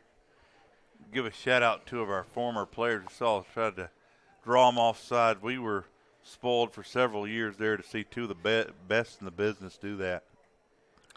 And Michael Clark and Cooper Gentry, they were the masters of drawing offsides, picking up those free 5 yards. Cooper Gentry, you know who the master of drawing offsides is in the NFL? Aaron Rodgers.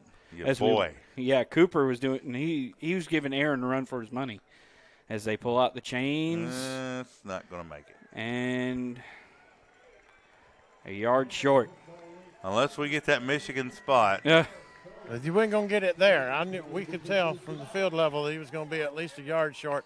Or, as Justin loves to hear me say, a half a yard short. What about? And that's about what that was. 2 footballs is a half a yard in my opinion. Thank you very much. Back up to you guys. Justin, would you settle for quarter of a yard or 3/5 of a yard? If it's not marked on the field. Well, we can pay an extra. I mean, I'll come down here I with don't know some if the spray field paint. crew would appreciate that. If we went with a metric system, would you accept different yardage? Y'all a fun bunch. 14 meters to go here. 1st and 10 for the Tigers at their own 30 after Landrum turns it over on down. 6:03 to play in the first half. Crescent in the pistol formation. John's barking out for the snap. Gets it. He will roll to his right, and he is hemmed up in the backfield by Eli Quinn leading the charge. Woohoo! Back to the 20-yard line. Loss of 10. Eli Quinn to get a Ric Flair on that, baby. Woo! Oh, wow. While we have a minute, guys, on our out-of-town scoreboard, Chesney just scored with 6/10 of a second left with a touchdown to make it a 3-point game going into the locker room. So you can do tenths of a second, but hey, we can do that at. Hey, that's the scoring update I got. That's what I was thinking. I'm just tenths and eighths. Hey, that's the scoreboard over there, the Eagles Nest, which we'll see in a few weeks when we start region play. 5:19 and rolling left. 2nd down and 20. Handoff to Benninger, and he is wrapped up for nothing. Woo, charging from the backside that time was Ronnie Ballou. How do you do? I love this, Kevin. That defense trying to make up for last week. Between Quinn and Ronnie Ballou, they're just in the backfield on every play, absolutely making these ball carriers miserable for Crescent. Another 3rd and long. They're controlling the front up there with big number 50 Alex Bennett and big Ethan 78 up in there. That's where they're whooping them, opening up those ends. And that's what I was talking to Ethan yesterday at walkthrough practice, and he mentioned he was getting to move around a little bit on that defensive line. He seemed very excited about it. 4.5 to play in the second quarter. Johns drops back to pass. Throws a screen pass. Is caught by his receiver, but Ryan Bunlett meets him right at the 20. The receiver pushes his way forward to the 21. That was Cody Drummond who absorbed a big hit from Ryan Bunlett. Mr. Bunlett with the initial contact there, and Mr. 78, Ethan Dugot's going to get a credit for at least a half a tackle there as well, finishing it off. Hey guys, one thing about Bunlett right there from the linebacker position, he had opportunity. He had to think for a quick second right there. I can try to intercept this ball or I can make the tackle. Safest thing was to make the tackle and not risk anything crazy. Great heads-up play by that linebacker. That ball almost landed in the hand of a Cardinal had that receiver not been there. Snap back to Hendricks. High spiraling kick. Fair catch being called for by a Cardinal at their own 44-yard line. That is Foster who made the catch on the punt. And, even though the Crescent's had really good field position tonight, a couple drives starting on the Cardinal side. This time the Cardinals able to do this, force a punt deep in Crescent's field, and now the Cardinals will get good field position to start this drive. I'm telling you what, we really heard in those pregame interviews about the coaches telling these players to just do your job, stay in your lane, and do what's been to be asked of you. And so far, they're exactly executing. You couldn't ask for better execution on the field. Cardinals get the ball back. 3:37 to go before halftime. They will kick off to start the second half. Bowers calls for the snap. Hands off to Duncan up at the 50, 45, first down yardage past the 45 up to the 44. Big gain of, 44 plus 6, 11, 12 yards. No, 11 yards for Duncan. And we're testing whether or not Chapman can teach math here early on here in this second quarter. Chase Sheehan and number 56 right there, guys, are opening up some holes. That's Jaden Van Wettering. That offensive line is kicking. And Cameron Gentle for the Tigers, the only thing stopping a touchdown on that play. 1st and 10. Low snap to Bowers, and there's a fight for the football, and Crescent may have it.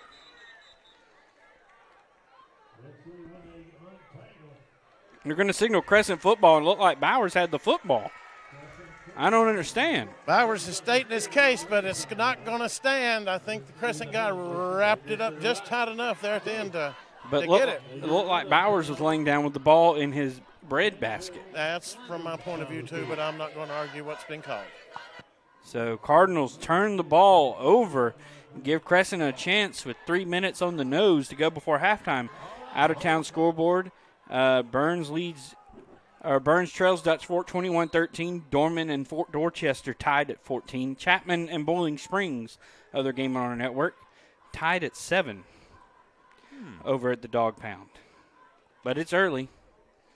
Johns gets the snap, hands off to Benninger, and he is hemmed up in the backfield by a crowd of Cardinals, including one, Clay Smith. 25.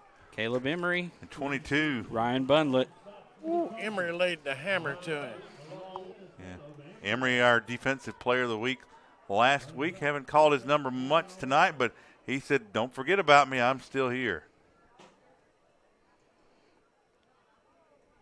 Union County and Lawrence tied at 14. First game of the year for the Yellow Jackets. They've been on a little bit of a break, if you will. We won't use the Q word because I'm tired of hearing it. 3-receiver formation, tight end on the right side of the line. Ball on the 49 of Crescent. Second down 11. Toss play to Benninger, and he is hit initially by Mark Baker, but then Benninger escapes the tackle, cuts upfield to the 40, 35, tripped up by one man, then brought down about the 30. Nope, make it the 29-yard line. Somehow, some way, Benninger found a lot of something. And that's probably the first time tonight we can say the Cardinals just did not execute the way they should have. Absolutely had that guy wrapped up in the backfield for a loss, but he's able to spin out, take a nice angle, and make a first down. Now 1st and 10 from the 27-yard line, a little less than 2 minutes to go. Cardinal defense needing to step up one more time, being asked to do a lot here late in this first half. Shotgun snap to Johns. He hands it off to Benninger, cuts out right side, 25. Up to the 20, gain of 7.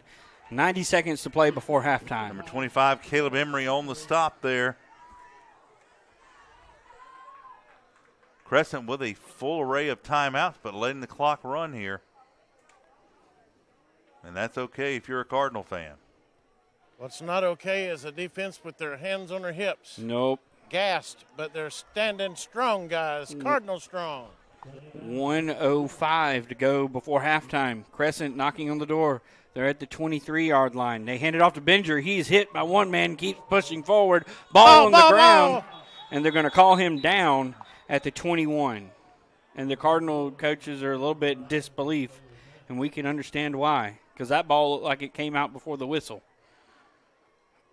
Mark Baker's making a name for himself here this evening also. Man. Now the side judge coming in and talk with the other officials. This is probably going to be a clock adjustment, perhaps. Clock operator in his defense is supposed to only stop it for the white hat. The side judges are trying to wave it off, but the white hat did not. But it looks like they're going to try and make a possible adjustment. Official timeout here.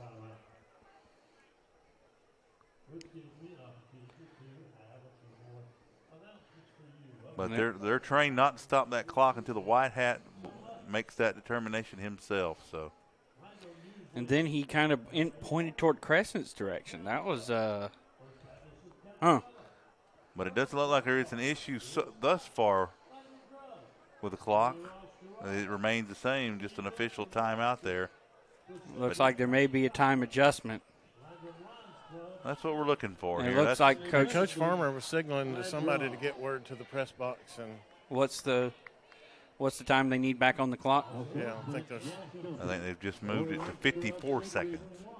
About to say I could 54 seconds and no tenths or anything like that.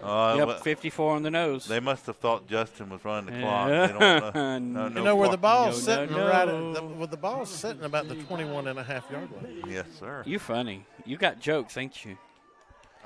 Third and 4 from the 21. 54 seconds to go. Johns throws into the flat for the first time. The receiver catches it, falls forward, up to the 15-yard line, gain of 6 and a flounder first down. Could not tell who made that catch.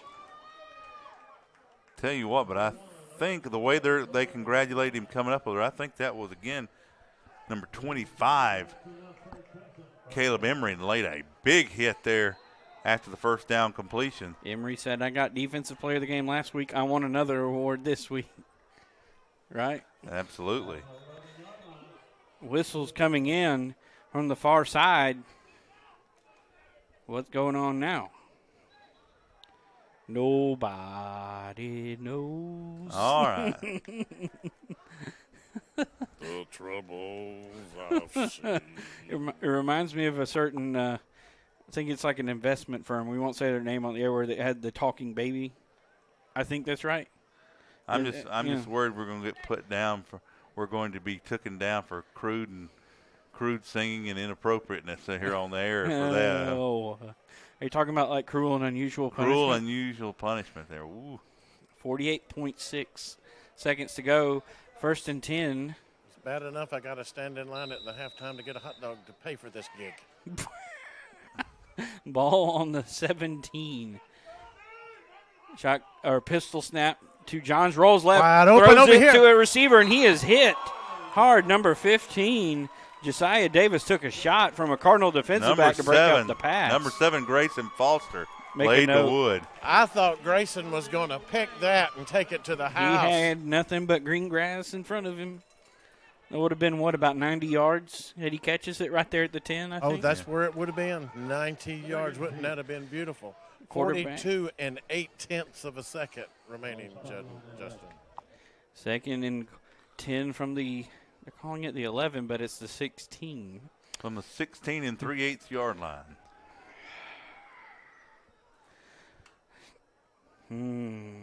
After 1 quarter of play, Chapman and Bowling Springs tied up at 7. Snap to Johns, throws it to his receiver, led him too far by about 3 yards to the 15. To the 14-yard line. Well, he had to get rid of that. Ryan Bunlett was coming in a hurry, and he heard the train coming down the tracks and got rid of it. Oh, boy. He saw that boy on offense play and hit some people. He said, I don't want to feel what it would be like on defense. Timeout. Crescent will take it with them. We'll take a timeout here on Upstate Prep-Cast. 39 seconds to go. Crescent inside the Crepe Factory red zone. We come back 3rd and 10 coming up. This is Landrum football on Upstate Prep-Cast.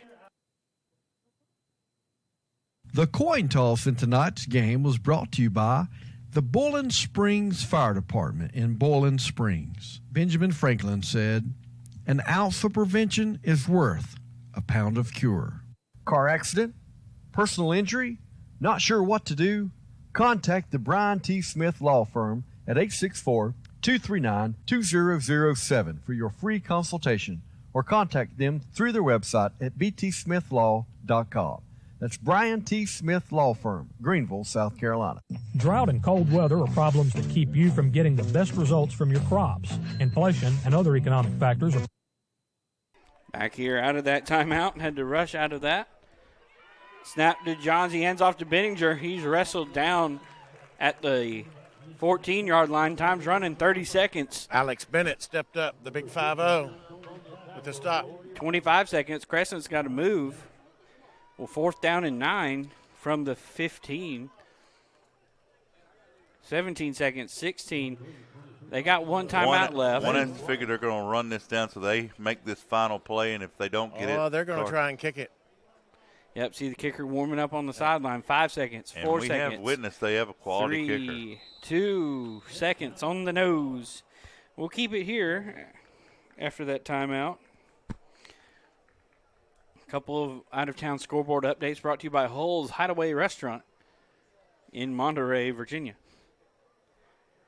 Chapman jumps in front of Bowling Springs 10-7 on a 30-yard field goal from Ricky Montalvo. 4:51 to go before halftime at the Dog Pound. And Fairfield Central just added to their lead, 20-10 over Chesney. 6:44 to go in the half. Eagles are a bit young on that defensive side of the football. Lost some to graduation last year. So, Kevin, that'll be something to keep an eye on as we get closer and closer to our showdown with the Eagles. Yeah, region play coming. And what, 3 weeks? 4 weeks. Scheduled for 4 weeks, but you just never know. Nobody knows. You just never know what the schedule will be this year. We've already had even change for next week. Okay, they're going to attempt about a 33-yard field goal here. Number 28, doing the honors, Reagan Hendricks.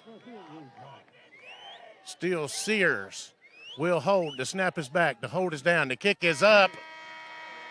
It's good as the horn sounds the end, the first half of play. The Crescent Tigers get on the board with a 33-yard field goal. Your score at the half, Landrum 7, Crescent 3. Take it away, boys. Thank you for that. Good call on that field goal, Steve.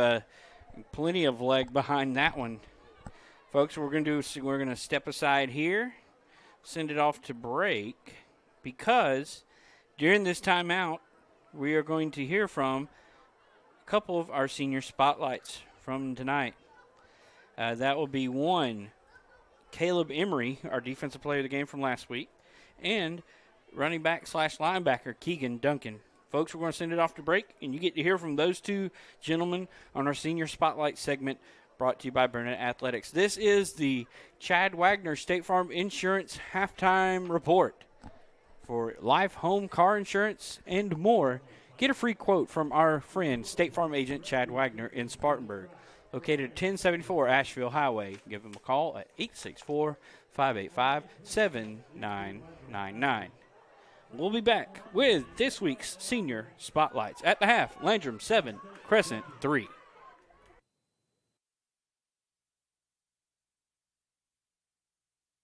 Drought and cold weather are problems that keep you from getting the best results from your crops. Inflation and other economic factors are problems that keep you from getting the best results from your investments. While Raymond James financial advisor Tom Dixon can't help you with the weather, he may be able to help you earn attractive yields on your investments, find ways to save you money on your taxes, and help you prepare for retirement. Call Tom Dixon at 577-0036, or better yet, stop by his office located at 1445 East Main Street in Spartanburg. Raymond James Financial Services, member NASD, SIPC. Individual solutions from independent advisors.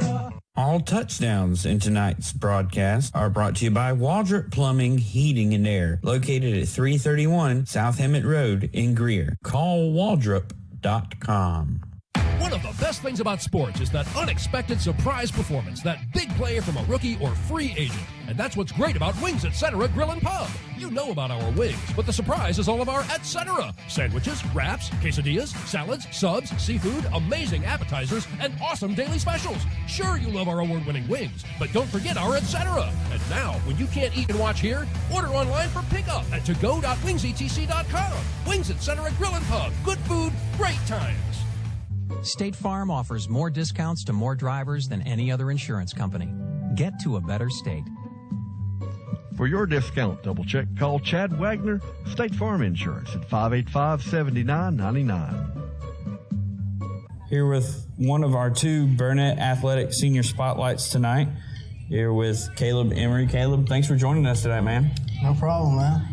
So what positions do you play with the football team? Middle linebacker and wide receiver. How many years have you been part of this football program? I've played Landrum football all my life. I've been a part of the high school program for about 4 years now. When you were growing up, what led you to want to play the game? My mom. She's always had me in sports. She keeps me straight, and if I don't got sports, I don't know what else I'm going to do. What are some of your favorite parts of being able to play football? Keep my mind straight. It's always on my mind, so I don't really have anything else on my mind that would get me in trouble. What are some of the goals that you have for this season, whether it be individual or team focused? Team, definitely the playoffs. Individual, I want to get all region and all state. Stepping away from the field for a moment, how have things been going with school so far with classes and everything? They're great. Classes are great. Favorite class is definitely Coach Farnham's. What class is that? Econ. Of all the classes that could be your favorite for this semester, why is it economics? Probably because of Coach Farnham. He's just very laid back, very chill teacher. He knows how to connect to each student. Who have been some of your favorite teachers that you've had throughout your time here at Landrum? Mr. Jolly. He's one of the biggest ones. And Coach Farmer, Coach Cooksey, all my coaches. Are there any other favorite classes that you've had throughout high school? Strength and conditioning.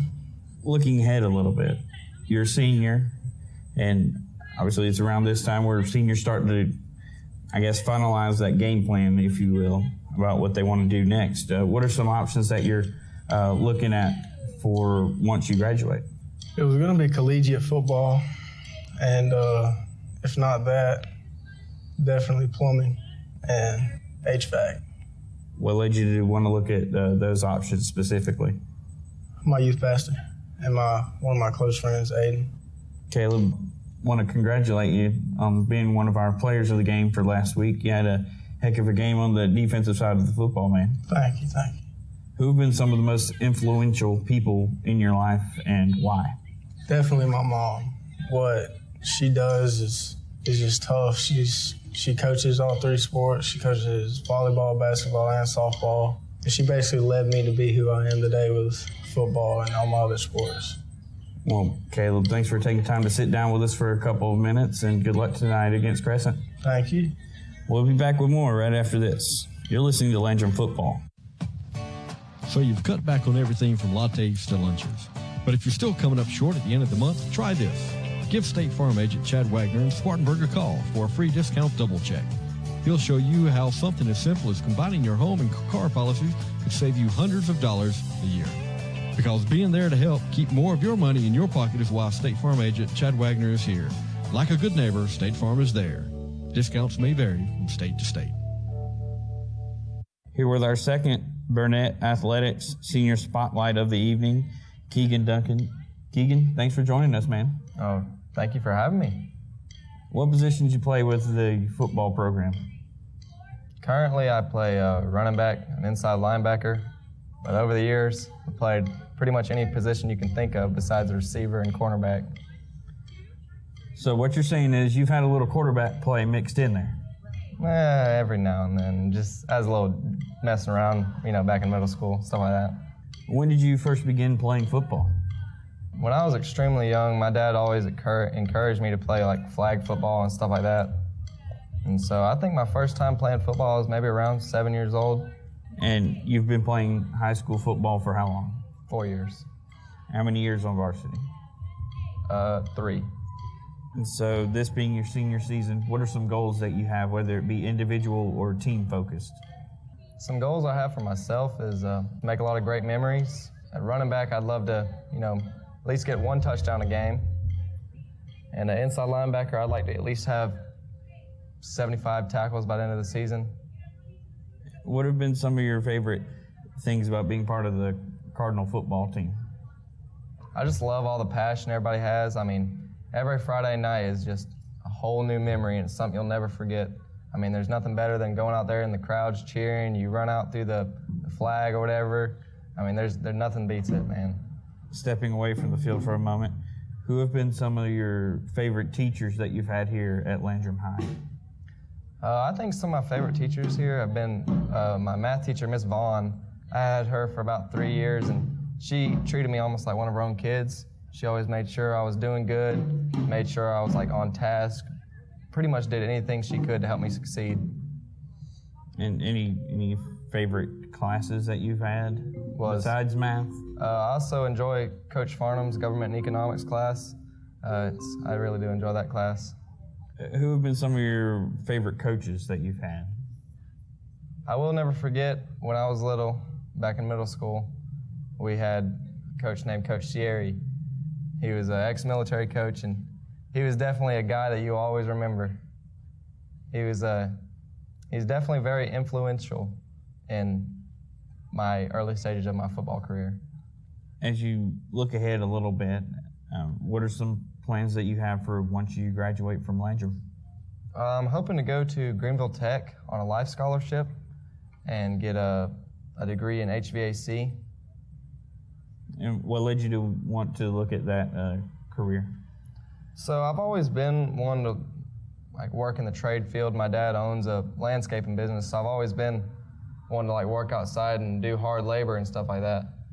And my girlfriend's family has encouraged me to do HVAC because they know that the job field is always open, and as they say, somebody always needs their air fixed. So I think that's just kind of what's helped push me towards that, because I really had no idea what I was going to do when I get out of high school.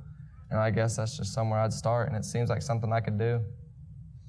Who have been some of the most influential people in your life, and why? I'd say some of the most influential people in my life have been my dad. He's always like made sure I keep going, stay strong, stay right.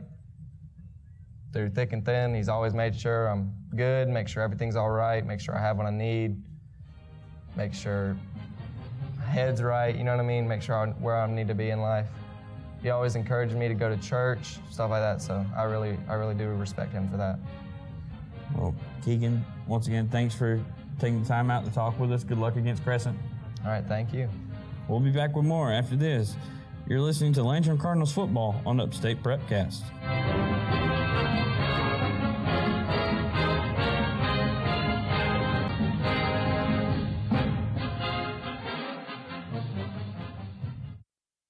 Jeff Parks, realtor with Berkshire Hathaway Home Services, C. Dan Jordan, is a lifelong Spartanburg Viking and Clemson Tiger fan who loves good high school and college football. Jeff knows for a successful football team on any level, you must have good coaching, good game plan, and strategy. The saying goes when purchasing or selling a home. Whether you're selling or looking to purchase your first home, your dream home, land, or commercial property, let Jeff Parks be your coach, and his game plan and strategy will make your real estate purchase go like a championship winning season. Jeff Parks, realtor, Berkshire Hathaway, C. Dan Jordan, 864-415-0336. Timeouts in tonight's broadcast are brought to you by the Brian T. Smith Law Firm, with offices in Greenville and in Lawrence. Give them a call at 864-239-2007. The Flounder Seafood Restaurant, located at 160 Barbado Lane in Spartanburg, opens every Wednesday through Saturday at 3:30. They've been serving the upstate since 1969 and voted Spartanburg's best seafood restaurant. Everything at the Flounder is fresh and homemade, from our specialty stews to our famous hash to our signature flounder. And don't forget, they have a very diverse menu. Visit the website at theflounderfishcamp.com. Come visit the Flounder, where there is a line, but it moves quickly. The Flounder, 160 Barbado Lane. Give them a call, 576-3165. State Farm, this is Jessica. Hey, Jessica, Jerry Newman. Does State Farm offer more discounts to more drivers? Yep, like the good driver discount. Wow, so it's a discount for good but not great drivers. No, Jerry. That one's for drivers without a speeding ticket or at-fault accident in the last 3 years. Well, I'm out. Moving on. Well, there's also the multi-line discount. For calling from multiple lines while driving. No, Jerry, people should never use a phone while driving. It's when you combine policies like auto, home, and life. We also have accident-free discounts. You give people one free accident? Oh, Jerry, maybe you should just tell your friends to call a State Farm agent for a discount double check. It's fast, easy, and you can save a lot of money. I'm calling all my friends now. Not from your car, I hope. Don't worry, I was already stuck in a ditch. State Farm offers more discounts to more drivers than any other insurance company. Get to a better state. For your discount double check, call Chad Wagner, State Farm Insurance at 585-7999. Eastbound and down, loaded up and trucking. Are we going to do what they say? Back here at halftime, let's toss it fieldside to Steve and Coach Farmer. Okay, guys, I'm standing here with Coach Farmer. I was just praising him on that offensive performance we're looking at tonight. And, Coach, that's a wild-looking formation. Yeah, I mean, the wing with Colton's been really well, but we just hadn't played very smart offensively. A couple penalties, costly penalties, and a couple turnovers. Our defense playing great. Should be up 21-0 right now, and but we got some things fixed, just a little few different things, and but real proud of the kids' effort. We've played really hard once again. Well, week 2 looks a whole lot better than week 1. It does, don't it?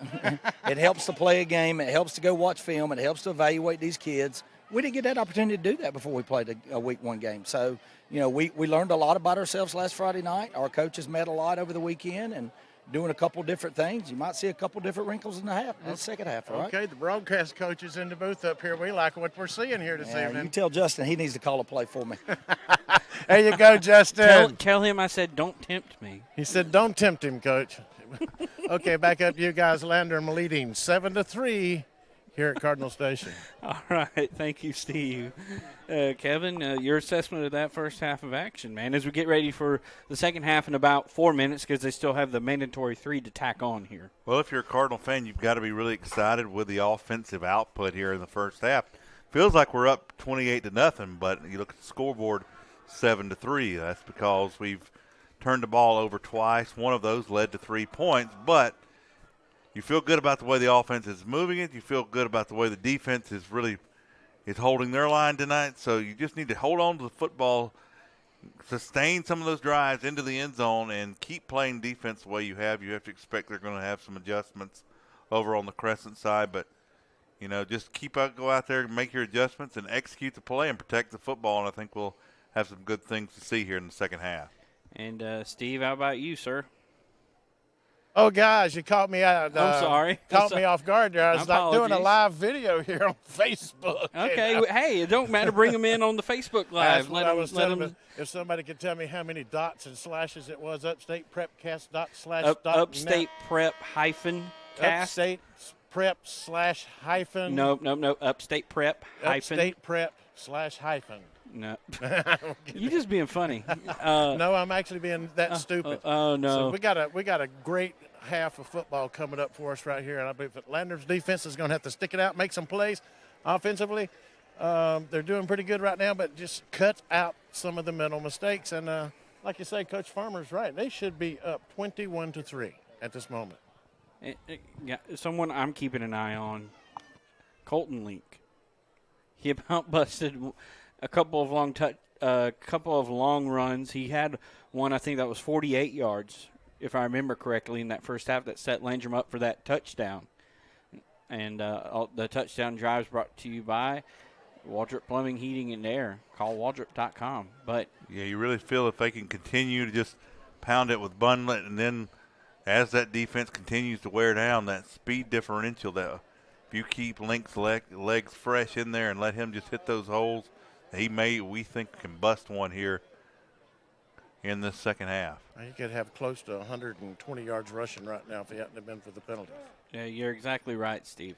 And, guys, we've already had a couple of contenders for our Hit of the Game award that we've already had to make note of. We have, and I do just want to mention that it really is imperative to cut down on the turnovers because what we saw here at the end of this first half, Cardinal defense was out on the field a pretty good amount in that second quarter, and they started to show a couple of cracks. But if this offense can continue, their defense is going to have to go back out to start this first half or to start the second half. But if this offense, it's real key to them because, again, we have a lot of two-way players. It's not as hot as it was last week, but you're going to have to stay on the field to give this defense a chance to continue the good job that it's been doing thus far this evening. But it's a good night out there. The temperature right now, let's look here on our thermometers. 81 degrees. Ooh, it's still warm. Real feel. Remember that part. Oh, Steve, it just updated. Uh-oh.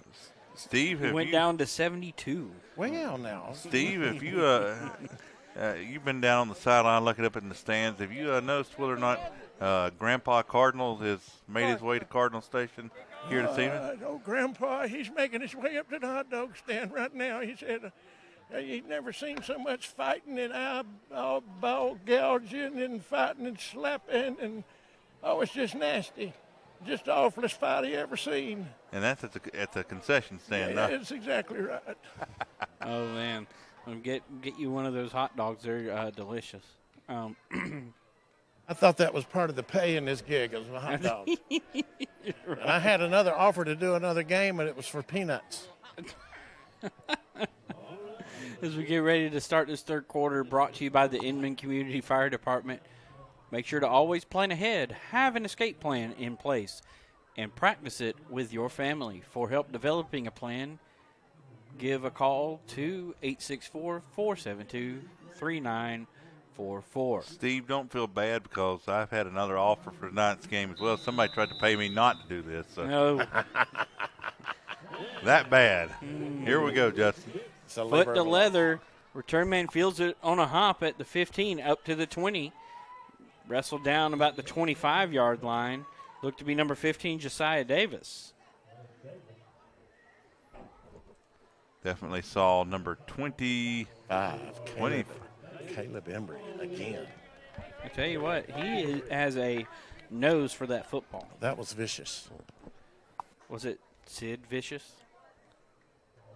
You know the old wrestler from the 90s? Oh, yeah. Psycho Sid? Yeah, You know? I just didn't laugh at your joke. I told you, I'm full of bad ones. Yeah, that's right. Here we go, 1st and 10 for the You Tigers. You never have played the Inman National Guard Armory like I have on a Saturday night. 15-minute stand-up. Oh, dear. I wouldn't make it 5.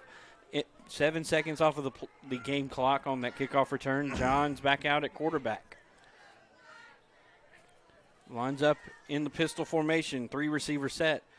Johns looks right. Intercepted by a Cardinal. Eli Quinn takes it to the house. 15, 10, 5. Cardinal in the end zone. Eli Quinn on a 20-yard pick six. Puts the Cardinals ahead 13-3. What a jolt of energy. Again, a great pressure up the middle. Eli Quinn stepping in front of that route due to the errant throw, due to that pressure, and right in for a pick six. They have tried that play, and they've ran it 3 or 4 times tonight. Eli Quinn, like a hound dog, sniffed that one out, ladies and gentlemen, took it to the house. That was the big interception. I've had a feeling sooner or later tonight that we're going to have an interception or a big play, and right there it was. Hey, that's a play that make his big brother Marcus proud. You better believe it. Yeah. And Brent Beckett Driggers is going to come on as the holder. Jake Ballew's going to kick it away. Grayson Foster's going to snap it back. Right now 13-3. Waiting on the snap, going to line them up. We had a penalty on the play after the play. Probably wasn't a sportsmanlike. Yes, it wasn't a sportsmanlike conduct on the Cardinals. They're going to enforce that one on the kickoff, I am sure. That will back up the kickoff to the Landrum Jake 20 Ballew yard to line. attempt it. Waiting on the snap. Driggers gets it, puts it down on the tee. The kick is up. It's straight downtown. 11:44 after the big interception return for the touchdown by the Cardinals.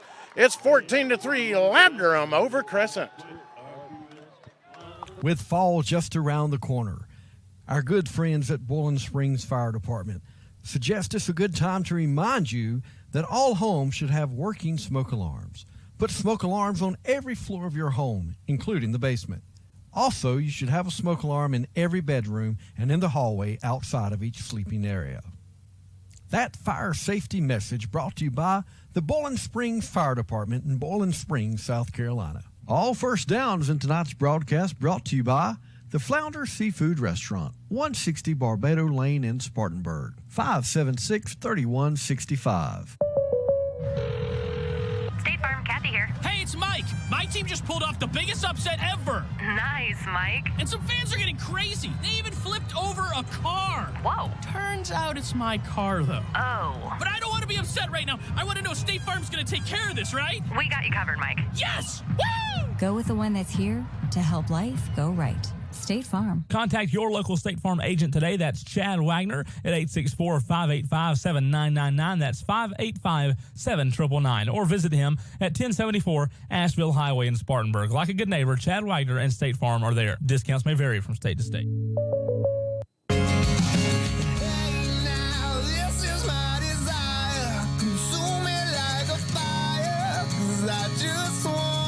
Something beautiful to touch. That interception return for a score by Eli Quinn was indeed something beautiful. Ballou puts the ball in the air from the zone 20, gets it to the 30. Return man gets up to the 38-yard line, wrestled down there by Franklin Davis, flying to the football. Telling you what, the energy that this Cardinal team has been out here tonight with, just all game long, has been phenomenal. Crescent still huddled over there on the sideline. Offense is not in any hurry to rush out there, Kevin. And for Crescent, this is gut check time. You just had a devastating. You feel like you've been outplayed, but kept this score close throughout. You make one mistake, and now it's a 2-score game. The game clock did not stop after the kickoff return. Uh-oh. Is that bad? I'm not trying to be mean or nothing. I'm just wondering aloud. Probably not a good thing on my part. Not when you have lots of listeners. Uh-oh. Johns with the handoff up the middle to Benninger. Pushes his way forward to the 44-yard line. Gain of 5, 2nd and 5 for the Tigers coming up. Definitely saw Grayson Foster along with number 23, Ronnie Ballou, in on that stop. But one of the better runs for Crescent in this game. A gain of 5 for 2nd and 5. Oh. Y'all going to love this scoreboard update at the name of one of the schools after this second down play. 10:49 to go in the third period of play. John's in the shotgun formation now, running back off his right hip, rolls right, looking, escapes one tackler. Ryan Bunlett chases him down, pressures him to throw an incomplete pass at the 50-yard line on the far sideline. Third down coming up. Holy Innocent Episcopal leads Christ Church 21-0. Holy moly. Well, I would hope they would be innocent if they're holy, but. That's why I said you'd love that. Surprised it didn't start with our mother of the holy. Yeah. Bum, bum, bum. Steve, I mean, we're kind of past this now, but to return to this National Guard Armory in Inman thing, Justin said he wouldn't last 5 minutes. I beg to differ. He would get plenty of laughs. I just don't know if it would be the jokes that they would be laughing at. Well, we'll start him out like I did behind the dumpsters at the Waffle House. Oh, my gosh. Pistol formation snap goes to Johns over to Benninger, and he pushes his way forward to the 45, gain of 1. Mark Baker met him as soon as he took the handoff, and Bennington is down. Uh-oh. He's been a workhorse tonight for the Tigers. Yeah, you got to hope this is just a cramp. This young man's played his heart out here tonight, taking his helmet off now. Our athletic trainer for Landrum High School, Mike Doc Baker. He's been here a number of years, does a great job. Does an excellent job at what he does. Been here at least since I was in high school, which was 2005. So. If Doc goes back and listens to this, he might have a discussion with you. Well, that's a great name to have, though, Doc Baker. I mean, that sounds like something out of an old Western. Hey, you better go down and see Doc Baker before that bullet gets infected. It's, what is the saying? We're glad Doc's here, but we don't want him to have to work a lot. Yeah, that's the old saying they used to tell the rescue squad over there, which is standing by. Hopefully we never need them, but we're glad you're here, but we just hope we don't need you. I think it's just a cramp, John. I think it's just a cramp. Okay. It just ain't right. It just ain't right. Yeah, it wasn't a violent tackle or anything, so you figure it's maybe just the heat finally getting a little bit to it. It looks like a little bit of a cramp. I'm going with an ankle. And he's being helped, not putting much weight on one of his legs as he crosses. He's on the 45-yard line on the right side of the field. How was that Gabby Hayes? Well, our thoughts certainly are with this young man, number 9, for the Crescent Tigers, Reese Benninger. Yeah. Hope he's going to be back out here tonight. He's been a fine player to watch. And while I'm thinking about it, we got a brief moment. I want to send our prayers and condolences to the family of Daniel Little, dealing with loss in his family this week. Coach Little is part of the Cardinal family for 8 years, and we haven't forgotten about him, Coach. We're praying and thinking of your family during this time. Punt, high spiraling kick, fielded and fumbled briefly by the Cardinal return man, but he falls on it at the 22. May have lost it in the lights, I don't know, but somehow the Cardinals recovered that football. Wow. Well, these units, certainly special teams, have improved for the Cardinals from week 1, but still a little work to do as far as just having the confidence, taking authority on those returns. Can't play in between there. You just got to come up, call it, and take the football there. But it's getting better. It's early in the year.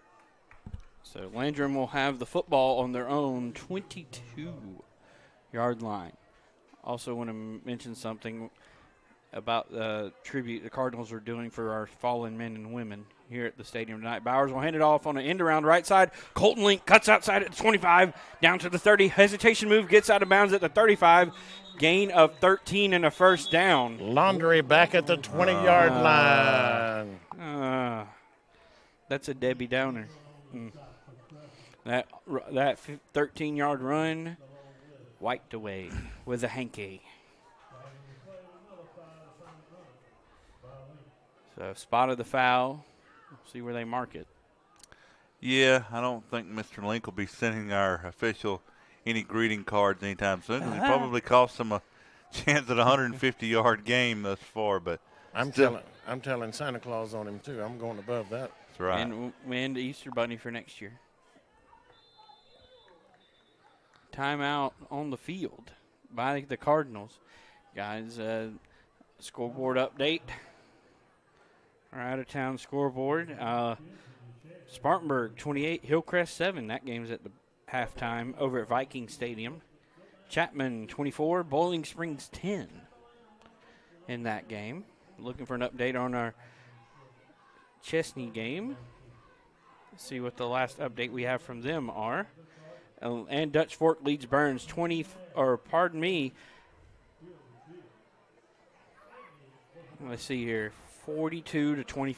Yeehaw. And Justin, just a reminder for all our listeners, whether you're listening to this live or if you're going back later on, listening, you can hear any of our family of networks here at Upstate Prep-Cast by going to our website, www.upstateprep-cast.net.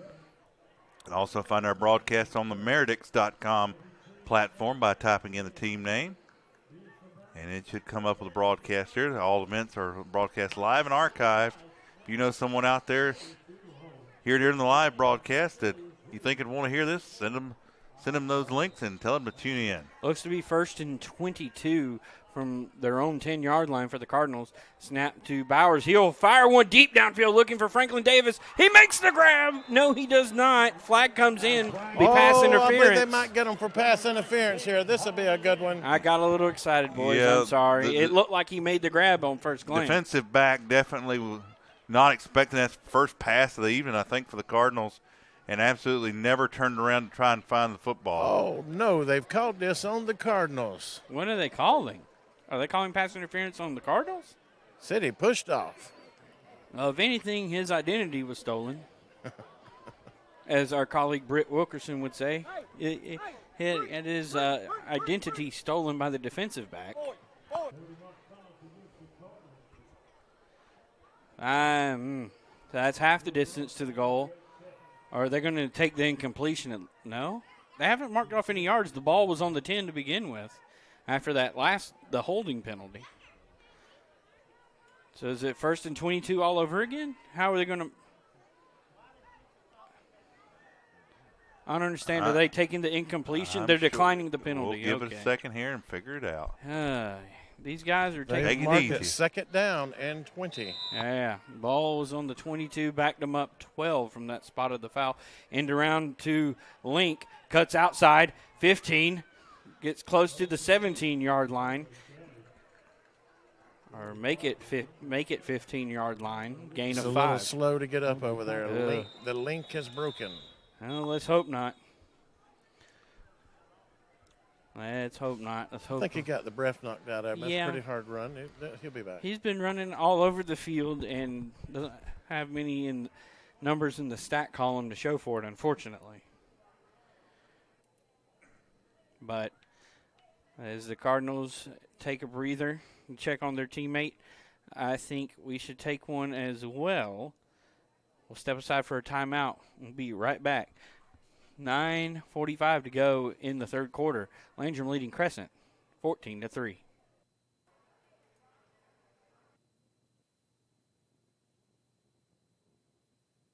Tonight's Extra Points are brought to you by Smart Tech Consulting. Give them a call at 864-641-4209 or visit their website at smarttechpc.com. Are you looking to buy or sell a home here in the Upstate? Then give Realtor Jeff Parks of Brookshire Hathaway Home Services with C. Dan Joyner a call. Let Jeff put his real estate knowledge and experience to work for you so you can find the right house to fit your needs and your budget. Jeff says from our very first meeting till the final closing, he is there to provide you with the best in-class service to help you buy or sell a home. He's equipped with the finest tools and technology, and he'll guide you through the real estate transaction every step of the way.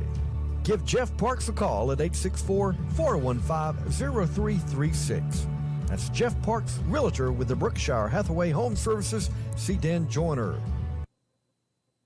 Back here after that injury timeout to Colton Link. He got up and walked off the field under his own power from what we could see. Third down and 18. It's more like third down and 15, we'll call it. Bowers takes off up the middle after the pocket breaks down, gets to the 20-yard line, and that's where he's tackled by a couple of Tiger defenders. It'll be fourth down and looks to be a punt formation for the Cardinals. And a credit there to Jesse. Instead of trying to force it somewhere, it wasn't. He's able to just tuck it down, take it right up the middle, and pick up a few yards and set up a little better field position for the punt. So Mark Baker back deep at his own 5 to punt this one away. Return man for Crescent. Is that 15, I think, Davis, for Crescent? Or is that our mystery man, 19? Looks to be 15. We'll go with that. Baker, high end-over-end kick.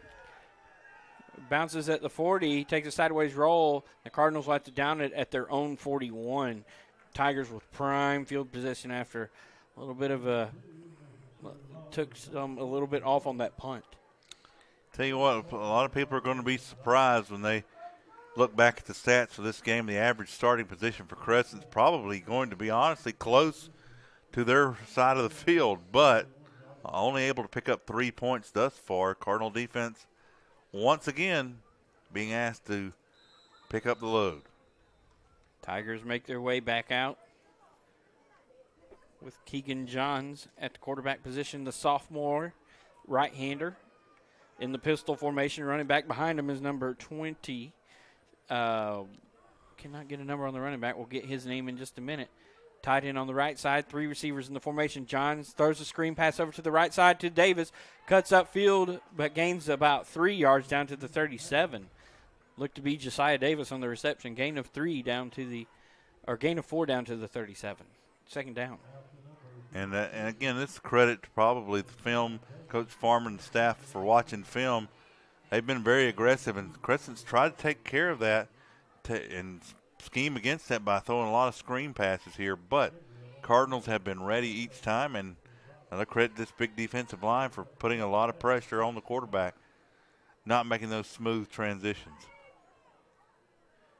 Johns gets the snap, hands off to his running back, cuts upfield, wrestled down at the 35-yard line. That's number 23. We do not have a name for that young man, so we're going to call him John Smith for the time being until we get his actual name. Not saying that to be mean, just John Doe, John Smith did a good job right there, whatever his name is, 23. Yeah. 3 receiver formation, 2 out left. Ball on the far hash, right side. Crescent going from right to left at the Landrum 35-yard line. Line to gain is the 31. Johns calls for the snap. Looks for his running back.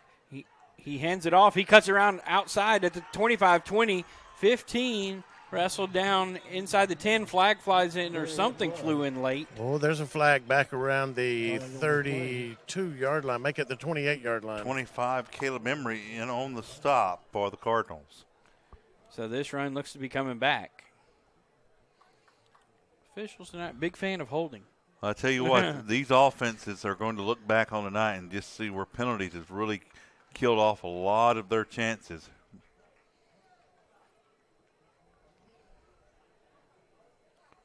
So holding from the spot of the foul, so 28 back to the 38. Is my math correct? And if you're back to the 41. Just kidding. And if you're more partial to offensive penalties, this has been the game for you. Hey, guys, what was the number you're looking for? 23. 23. Well, 23's on the roster. It's listed as Ronnie Ballou. No. Other roster for Crescent. Oh, excuse me. I'm down here with the Landrum boys. Whoops. They're silly me. It's all good.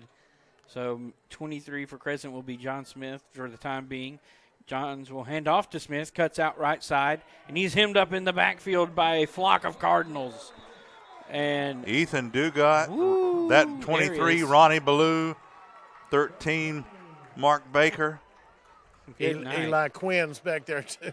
That's a host. When you say a host of players, that's what it means, isn't it, guys? Yeah. Ronnie Ballou coming out there a little excited. Just got to be careful because they've kind of put an emphasis this year on some things, including if you do stuff to draw attention to yourself. So you got to be careful. In the wrestling world, they would say, and pandemonium is broken loose. 6:35 to go in the third. Cardinals up 14-3. 4th down and 13 from the Landrum 44. Hendricks puts foot to leather, punts this one away. Ball bounces into the end zone for a touchback brought to you by Smart Tech Consulting. Cardinals will get the ball on their own 20 to begin this drive. Whistles blow. For heard a few hey-hey-heys there. Officials trying to get some attention there. Looks like we're going to have maybe an official timeout here. We'll see. Looks like it is an official timeout. Gives us a chance to look at some things. At the half, down in the Low Country, Dorman trailing Fort Dorchester 31-21 on our Hulls Hideaway Restaurant out-of-town scoreboard. I want to say all sideline reports have been brought to you by Big Daddy's Drive-In, 472-EAT-1. That's 472-3281. I could tell you what, I could go for a blue plate special right now, some turkey and dressing. I know it's not Thanksgiving time. So what is it big at Big Daddy's? The blue plate special is one of their big things. Yeah, it's good stuff. Steve, I'm pretty sure, can attest to that about the blue plate specials. Maybe. So everybody's coming back out of that hydration timeout is what it was.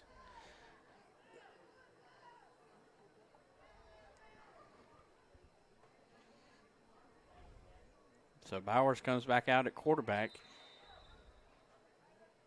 He's been there with the exception of a handful of snaps. 2 receivers out wide to the right, ball on the left hash. Bowers drops back, throws it to Foster, in and out of his hands at the 24-yard line.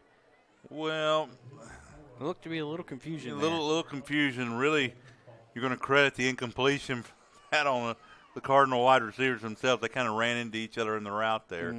So not quite as crisp as they needed to be there, but I was wondering how they got to the same spot. No harm, no foul, just 2nd and 10.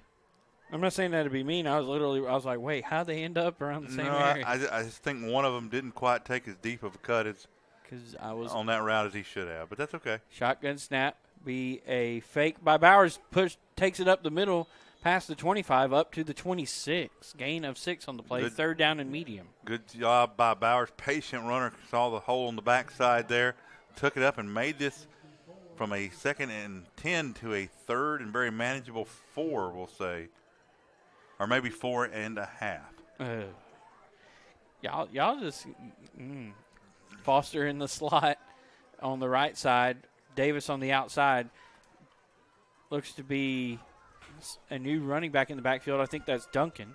Tight end also on the left side of the line. Ball on the left hash. Bowers will fake the handoff, take it up the middle, down to the 27. Gain of 1, going to be 4th down and 3. Looks like the Cardinals will punt this one away. That 3rd down brought to you by Realtor Jeff Parks from Berkshire Hathaway Home Services, C-Dan Joyner. I'd be like Mike Ayers used to be with the Wofford Terriers. This is 4-down territory, even though you're deep in your own side. But they're gonna kick it. Minnesota did that last night. They're inside their own 30. Well, that's right? a pretty good long 4 over there. I thought it was closer. Good decision to punt it. I think Minnesota did that inside their own 30-yard line. Yes, they did. And did they not pick up? I think it was like 57 yards. Yes, it was something outrageous. What do they say? Row the boat is their thing? Just handed it straight up to the first man through, and up the middle he went for a 57-yard gain on 4th and 1. High snap to Baker, gets it, puts foot to leather. It's a knuckleballer. Will bounce, take a huge Cardinal bounce past the 50 down to the Crescent 44 where it rolls dead there with 4:29 to go in the third quarter. And that's where the Tigers will set up shop. To begin this next drive, Landrum leading 14-3. I just mentioned Mike Ayers a minute ago. From what I understand, he was a guest speaker here at Landrum the other day for their breakfast thing. What a great guy. Mike Ayers retired out of Wofford College. Oh, yeah, that man is I heard a story one time, after they beat App. It was like a real big game, I think, several years ago, back in around 2010 or so when App was on that big run for the national championships. He said, hey, guys, they were celebrating everything. He walks into the locker room, men, let's pray. Hand off to the running back. Smith pushes his way forward past the 45 to the 46. Flag flies, still going down to up to the 49. We'll see what the flag is. It's a little extracurricular activity. It's going to be the old unsportsmanlike conduct, and it could be on a Cardinal. Oh, boy. Got to be disciplined, unsportsmanlike. You were right on it, Steve. So Crescent gets a Law Dogs penalty, and it turns into a flounder first down. At this point in the game as a player, you cannot fall for the old trick of your opponent wanting to tussle around a little bit, a little cheap jab or whatever. It's going to happen on the ball field, but you can't fall for it. Do not retaliate. Play with sportsmanship. That's what we're all about. Sportsmanship, guys, come on. I said, coach him, I'll coach him from over here. But, to finish that brief little thing about Mike Ayers, I think it was when they were on that run in the FCS where they had like 2 or 3 national championships in a row with Armani Edwards, I think, at quarterback. They were celebrating in the locker room. Mike Ayers was done, doing his media obligations and everything, walks into the locker room. He yells, men, they all get quiet. He said, let's pray. And quietest the locker room's ever been after a celebration like that, after a big game like that. Kind of tells you about Coach Ayers' priorities in life. Snap to the quarterback. He tosses it back to Smith, and he is hemmed up back at the 45. Loss of 9 on the play. Mark Baker crashing through. On a toss sweep that was blown up quick. What was the saying? Went nowhere fast, right, Kevin? I think, and I could be wrong, Kevin, correct me if I am, I'm sure you will. I think that running back on that toss right quick was looking to throw that tater, but they were on him too fast. There was a receiver down here near me. I think there was some triculation there that Landrum stopped. Well, I didn't see it, Steve, but I don't doubt it because I think it's going to take something like that to make these Cardinal defenders not be pitting their ears back. They're going to call it second down and 18 from the 43. Johns rolls right. He's got 2 Cardinals in his grill. He throws it to a receiver. It's intercepted. Intercepted by a Cardinal at the 44. Let's see if they mark him out of bounds over there, though. I think he wound up dropping it right at the last second. Who had it? 23, Ronnie Ballou, I think almost had it. He had his hand over his hands. He's frustrated. I think he in and out of it. Maybe. I could not tell. It looked like the quarterback still had it there for a moment. I'm sorry. That ball went up in the air. Ronnie Ballou did have it for a brief second. Maybe somebody popped it out. Who knows? But that's one he'll be dreaming about and thinking about 50 years later. I think he was catching it, got a little off balance, and lost it on the way to the grounds, what it looked like from my binoculars. He doesn't get that football away. That's a big sack for Ryan Bundlet. Pistol formation, 3 receivers in the formation. Johns with a long drop back screen pass. Ball tipped at the line of scrimmage by Ethan Dugat. Got his mitt on it and made a big play to break it up. And Alex Bennett screaming through the middle. That was an old middle screen they tried to set up, and Ethan Dugat just dropped a gift. He didn't tip it. It was right to him. He just missed the catch, and he'll be thinking about that one in 50 years too. Oh, man. And well, as the old saying goes, that's why you're on defense and not on offense. Oh. Snap back to Hendricks, the punter. Nearly tipped at the line. Ball bounces at the 5, rolls into the end zone for a Smart Tech Consulting touchback. Or in Mr. Dugan's case, that's why you're a lineman, not a wide receiver. That's more appropriate. Do you know why I keep giving that 50-year reference? Although it wasn't quite 50 years, but maybe 41 years ago. I figure you're just going for the big 5-0. I dropped one against Woodruff, and there was nothing but green grass in the home. And 50 years later, I'm thinking about it. In Ethan's case, he did have probably about 6 or 7 people in front of him. Steve, didn't you have a story about a draw play at Woodruff? Oh, yeah, I ran a draw play against Woodruff and broke my ankle, and at halftime they amputated my leg, came out in the second half and rushed for another 120 yards. Mowers in the shotgun in his own 20. 3:04 to go in the third. Handoff up the gut. I think that's Duncan on the carry. Pushes his way forward to the 26-yard line. That was grinding it out right there, Duncan. He was grinding it. He mentioned a goal he had for the season on defense. He wants to have 75 tackles by the end of the season. That's a pretty good goal. Also doing some good work there on the offense. 2:30 to go in the third. 2nd and 4 from the 26. Snap to Bowers. Will fake the option. Take it up the middle, past the 30. Up to the 33-yard line. Gain of 7 should be a flounder first down for Landrum, barring a penalty. That was good blocking up front, led by Ethan.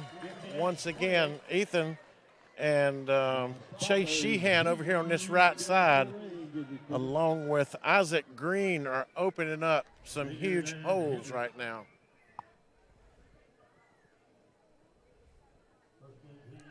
The third quarter went on for a long time. It seems like we've been in it a long time, but only snap to Bowers. 2 minutes. Hand up off to Duncan. Gets tackled at the 37, and the flag flies in late from the white hat. Man. And looks like that one's going to be taken off the board. It's holding once again way out of the play. How did he see that? But yet he did. Eagle eye, right? Yeah, I can't brag enough on this offensive line, though. This right-hand side of this line is where the beef is at, and that's where the Cardinals are concentrating that run. And Justin, Steve, just to point out, we sent out a tweet from our official Twitter account at Radio LHS after Eli Quinn had the 25-yard interception for a return for a touchdown. That's been in real time 28 minutes ago. So this has been an extended quarter with a lot of penalties. Wow. Punts. Time-wise, it's like the guys down the road, isn't it? No. Yeah. Boom. 1:45 to go in the third. 1st and 20 for the Cardinals. Handoff. Falls forward for 2 yards on the carry. That was Duncan for the Cardinals. 2nd down and 18 coming up. Yeah, looks like they're going to mark him back actually a yard or two. Boo. Come on, man. But 2nd down.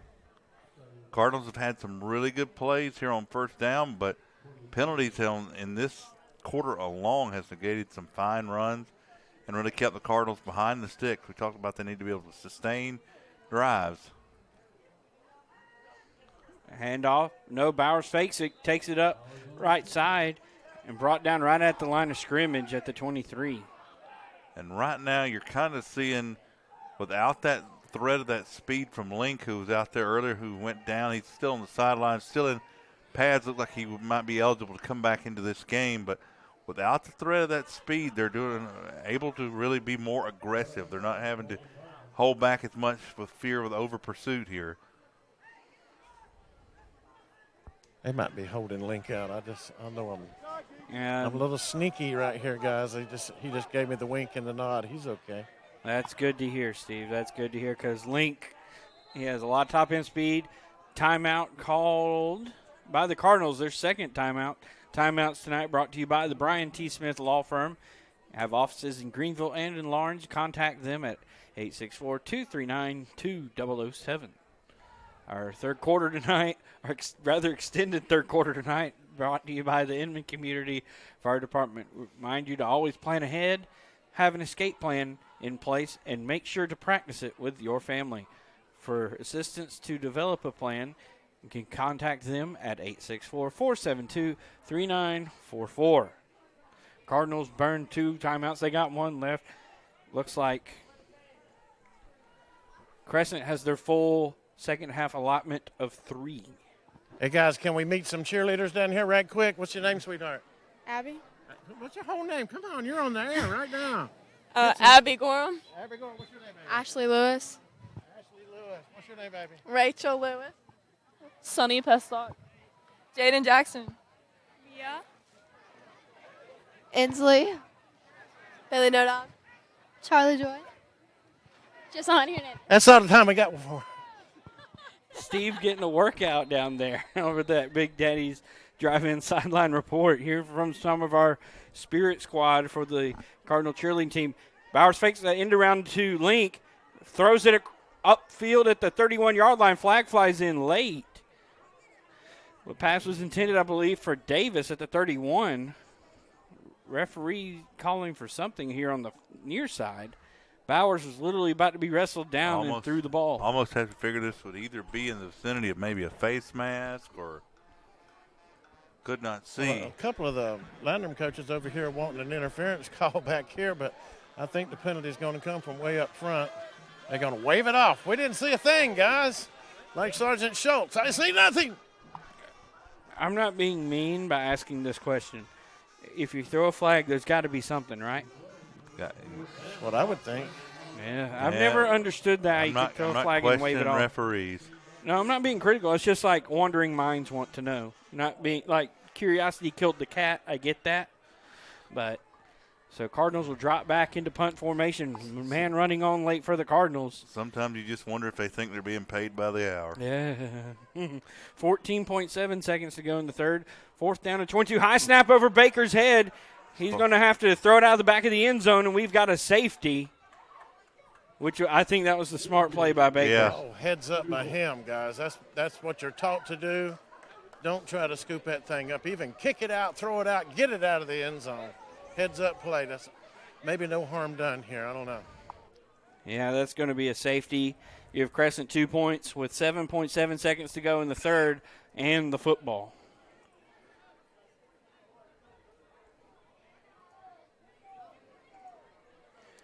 And almost reminds me, and not quite, of 2010 South Carolina versus Alabama. First drive of the second half. High snap. Steven Garcia just throwing it out of the back of the end zone to the bewilderment of Steve Spurrier, who thought he had time to recover that and maybe throw it out of bounds instead, but very reminiscent. Good job just to pick it up and toss it on out. And they ended up winning. Well, we're hoping for the same result here at the end of the day.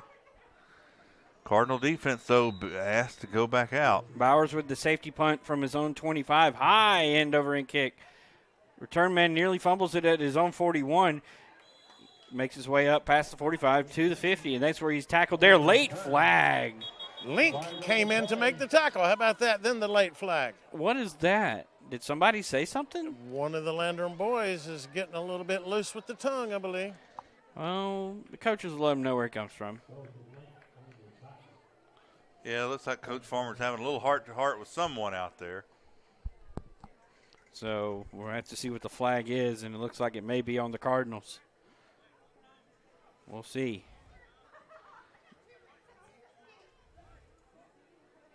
Waiting. I want to hear you tell me how much time's left in the quarter. 3.2 seconds. Okay. And the ball's being going to be marked off. You're going to love this. At the 49-yard line. And a half. You jokester, you. I'm telling 49 you, plus that ball 15. is going to be right on the nose of the football. Is at the. So they gained 15 and a half yards. Oh, this will be my downfall right here. This is the things that I knew from where that spot was where that was going to get so bad. So again, Crescent was on the Cardinal side of the field. They've had field position probably at about the Cardinal 40-yard line average tonight. 1st and 10 for the Tigers from the Landrum 34. Johns throws a pass into the flat, caught by his receiver, cuts upfield, bounces off one man, pushes his way forward past the 30 to the 28-yard line. That will end the third quarter. 3 quarters down, 1 more mile to go here at Cardinal Station. Landrum leads Crescent 14-5. We'll be back with the fourth quarter after this message from our sponsors. Second quarter brought to you by the Bowling Springs Fire and Rescue, reminding you to always check your smoke detectors. Bowling Springs Fire and Rescue, located 186 Rainbow Lake Road, Bowling Springs, 864-578-6200. Hub City Martial Arts, located at 13,021 Asheville Highway, Inman, specializes in Brazilian Jiu-Jitsu. Instructors Joseph Brackett and Matthew Legg have over 30 years experience in martial arts.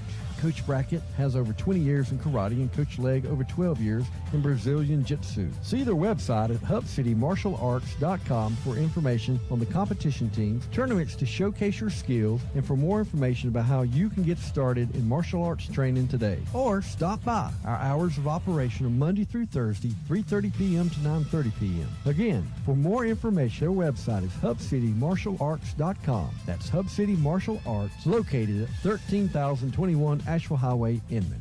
Third quarter brought to you by the Inman community.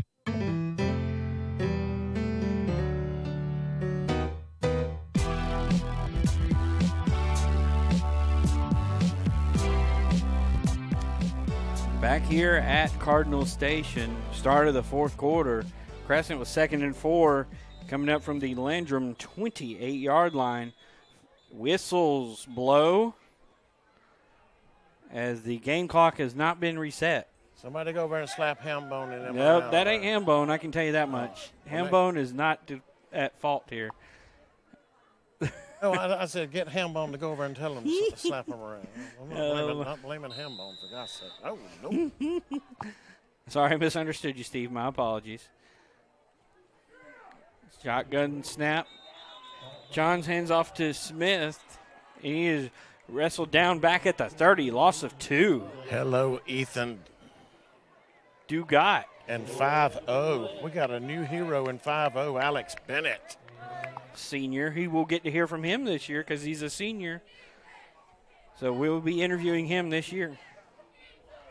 Part of our senior spotlights. 30 seconds gone in the final stanza. Crescent trailing Landrum by 9, 14-5. 3rd and 6 from the Landrum 30. Ball on the right hash.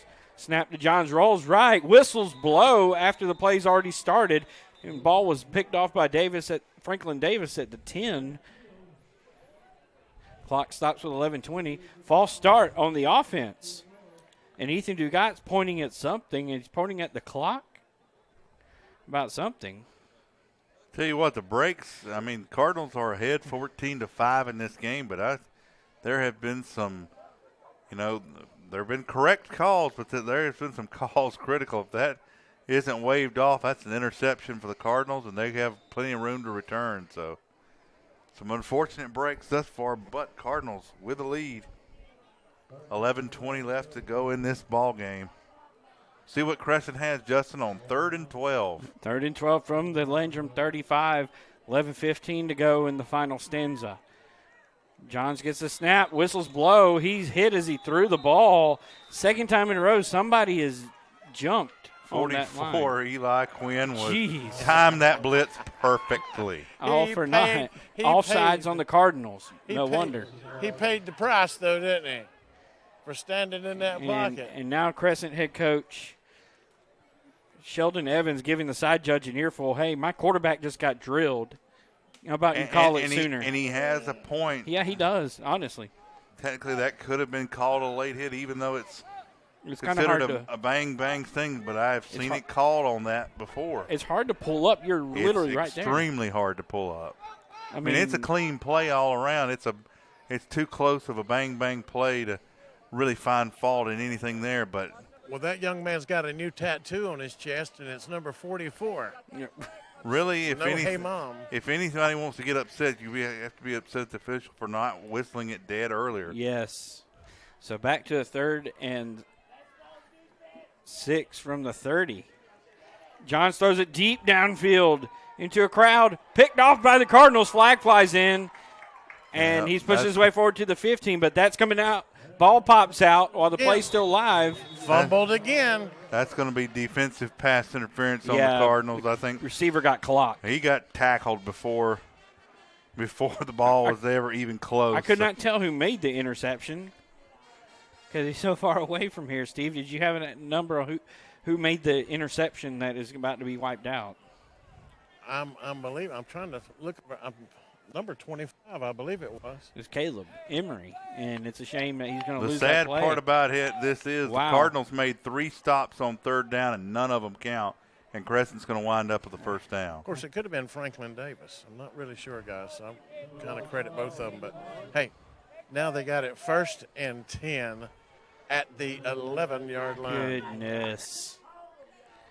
This is make that the 16-yard line. I'm 16-yard line. You're right. You're good, man. You're good. So 1st and 10 inside the Crepe Factory red zone, located at 12 South Main Street in Inman. 2 jump into the neutral zone for Landrum, give Crescent a free 5 yards, courtesy of a Law Dogs penalty. Penalties have been a killer for the Cardinals tonight. Penalties have been too present. Hey, guys, if we keep doing this, we get a couple more flags, we're going to be in for an episode of Fun with Flags with Dr. Sheldon Cooper. Nobody? Anybody? I hear crickets. No. No, that's actually a good one, Justin. Johns throws into the flat to Davis, and he is wrapped up in the backfield by Grayson Foster back at the 15-yard line. A loss of 4 on the play. Grayson Foster is sitting back here looking for these little outside quick passes. And, guys, there's still 10 minutes to go in this ball game. I look for him to snag one here if they keep doing it. That would be nice. Put a nail in the chances. And the big key for the Cardinal defense all line has been the pressure up the middle that prevents this quarterback from getting his full arm into these screens out to the set. Shotgun snap to Johns. Throws across the middle. Caught by receiver. Flag flies in late. Give him credit for a grab. Incomplete pass, but a flag flew in. Definitely contact before right there, guys. Ball was at the 5. Call. Yes, it will be at the 5-yard line, and we're giving it to Crescent. Man. They have not earned anything. But I haven't seen this many flags in a game, guys, I want to say, since the trip up to Polk County a few years ago in 2016. It was me, Gray Sutherland, and Josh Green. I was on the sidelines that night, Steve, and they marked off a penalty and then put the ball back where it was. I haven't seen this many flags since Clemson was in danger of losing a conference game. Oh, hey, whoa. That's a cheap shot below the belt. Ball is at the 4-yard line, guys. 1st and goal for the Christ Church at the 4. Why do we have the down marker over here? What are we doing here? I don't know, but it's not Christ Church like I did last Crescent. week. Yeah. So what are we doing here? Well, I don't know. There's some discrepancy about how many yards were to be marked off there. So it was 1st and 10 at the 11, so it should be 1st and 4. So now they've marked it back to the 7-yard line. Is my math correct? It should be 1st and 4? Yes, it should be. Because the line to gain, whatever. 2nd down and goal from the 7, I guess. Johns drops back, looks left. Ball tipped away by a Cardinal. Yeah, good coverage there by number 19, Franklin Davis. We've called his name in coverage several times tonight, doing a fine job. Able to get that big frame up. He's a star basketball player for the Cardinals. Able to go up there like he's going for the rebound and knock that down. It's hard to tell with these numbers once they get further away. That has to make Lynn Smith happy, even though he's unhappy currently at the moment for his Tar Heels falling to Virginia Tech, but he'll be happy with the play of Franklin Davis. 3 receivers in the formation for the Cardinals, 2 out left. Ball in the near hash on the right. 3rd down and 2 from the 7. They got everything right. Johns throws across the middle, in and out of the hands of the receiver at the 2-yard line. Be 4th down coming up for Crescent. They can get a first down if they get to the 5-yard line. Appeared to be number 18 on coverage there. Looked like 18 at least. Braden Mashter. And Crescent's going to send in the field goal unit? Well, at this point, you can make it a 1-score game. Oh, yeah, you're right. I wasn't thinking. I forgot about the safety, Kevin. Send it down to Steve for this field goal attempt. Okay, it looks like it's going to be about a 24-yard attempt for Crescent right here. Waiting on the snap.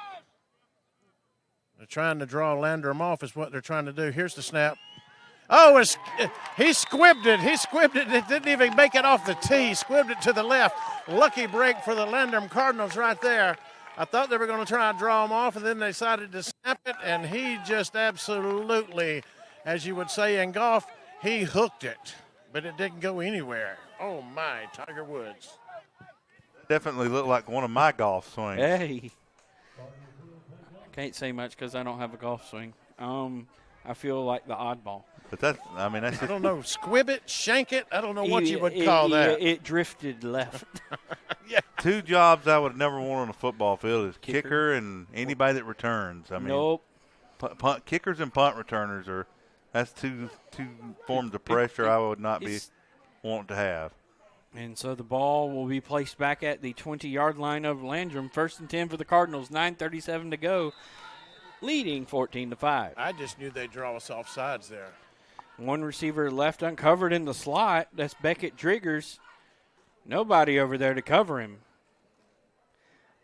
Bowers will hand it off to Duncan. Up past the 20. Up to the 25-yard line. Looks to be a solid gain of 5. 2nd down for the Cardinals. And we've seen Keegan Duncan become really the featured back here in the second half. We know we saw the injury earlier to Colton Link, but we haven't seen a whole lot out of Ryan Bunlett. Of course, he's a two-way defensive player. That maybe just trying to get him rested in case they have to go back on defense. But this is the drive you need to drive the nail in the coffin. We need a score here, and you've got it, guys. Absolutely. Fairfield Central jumps ahead of Chesney 32-16. 10:05 to go in the ball game there. Bunch formation. Be a toss play for the Cardinals. He pushes his way forward past the 30 up to the 34-yard line. Trying to see who that was on the carry for the Cardinals. That was Keegan number 5. Keegan Duncan being led by Ethan Dugat, number 78 on the block. He about pushed him all the way out to the open field. Fantastic block there by Dugat to pick up a first down and keep this offense on the field. Dugat is a senior. We'll get to interview him this season. Has an offer already on the table from Erskine, the Flying Fleet. Toss to Bowers. He loses in the backfield. Ball's loose again. There's a scrum for it, and Crescent saying they have it. They do have it. Oh, my goodness gracious. 3rd Landrum turnover tonight. Well, it's turned into one of those games where it's like, you take it. No, you take it. You take it. I don't want it. You take it. Cardinal defense again, starting field position for the Crescent Tigers.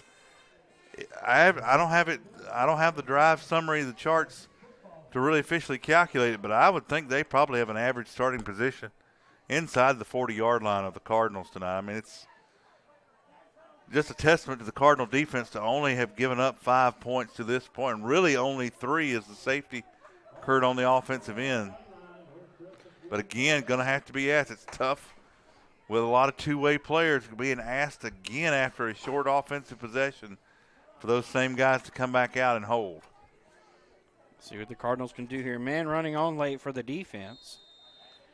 1st and 10 from the Landrum 29. Here comes Crescent. 3 receivers, hand off to Smith. It's going to be a reverse. Handed off to a receiver. He's got a couple people in front of him. Cuts upfield to the 20. Wrestled down there by Caleb Emery at the 20. Gain of 9 on the play. 2nd down and 1. And you feel like that if Crescent's going to be able to move the football, those are the type of plays they're going to have to execute. They're not having success on just traditional handoffs. They're not having a lot of success to the air. It's going to have to be trickeration plays to try and make a spark here as a timeout is called again. I believe this is. Yeah, Landrum burns their last timeout. Timeouts tonight brought to you by Brian T. Smith Law Firm. So Landrum out of timeouts with 8 minutes and 6 seconds to go. That is not what you want. Well, again, here Crescent's goal is, again, they don't have to.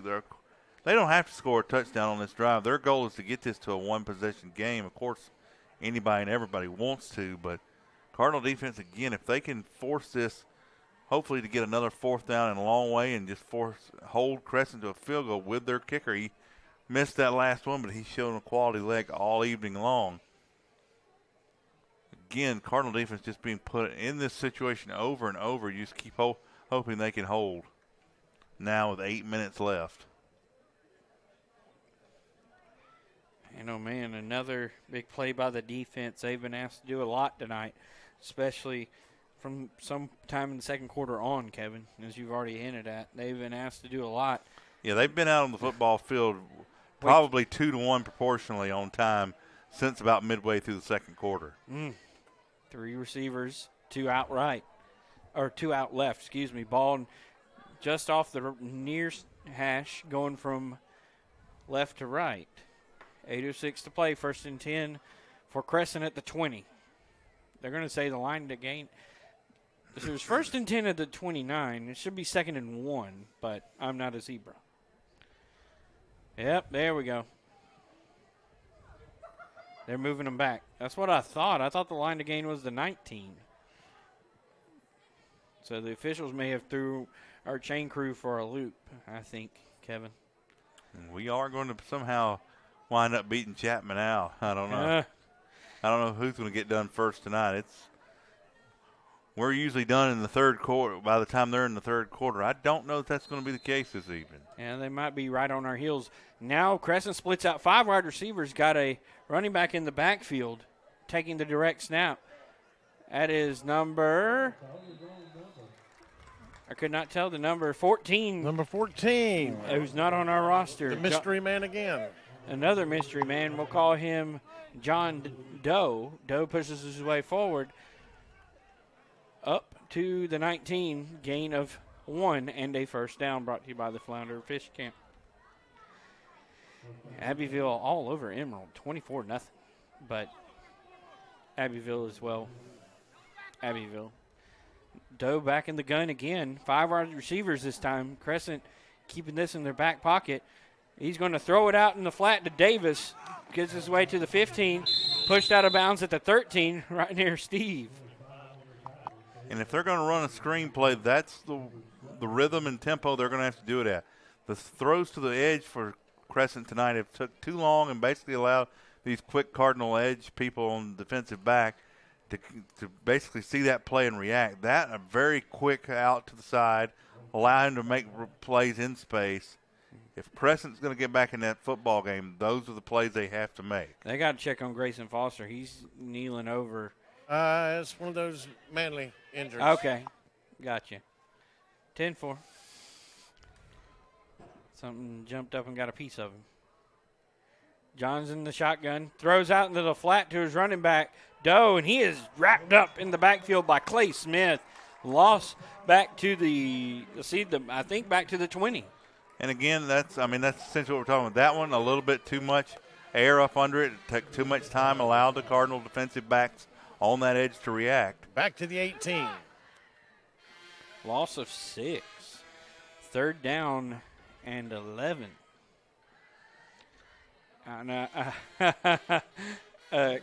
Crescent Pep Band made the trip up here, playing a chant used for another in-state school down toward the Midlands area. Yeah, well, actually, the flagship. No, yes. Well, I like that because they played at Carolina. I noticed that. I'm just wait. They're the Tigers in there.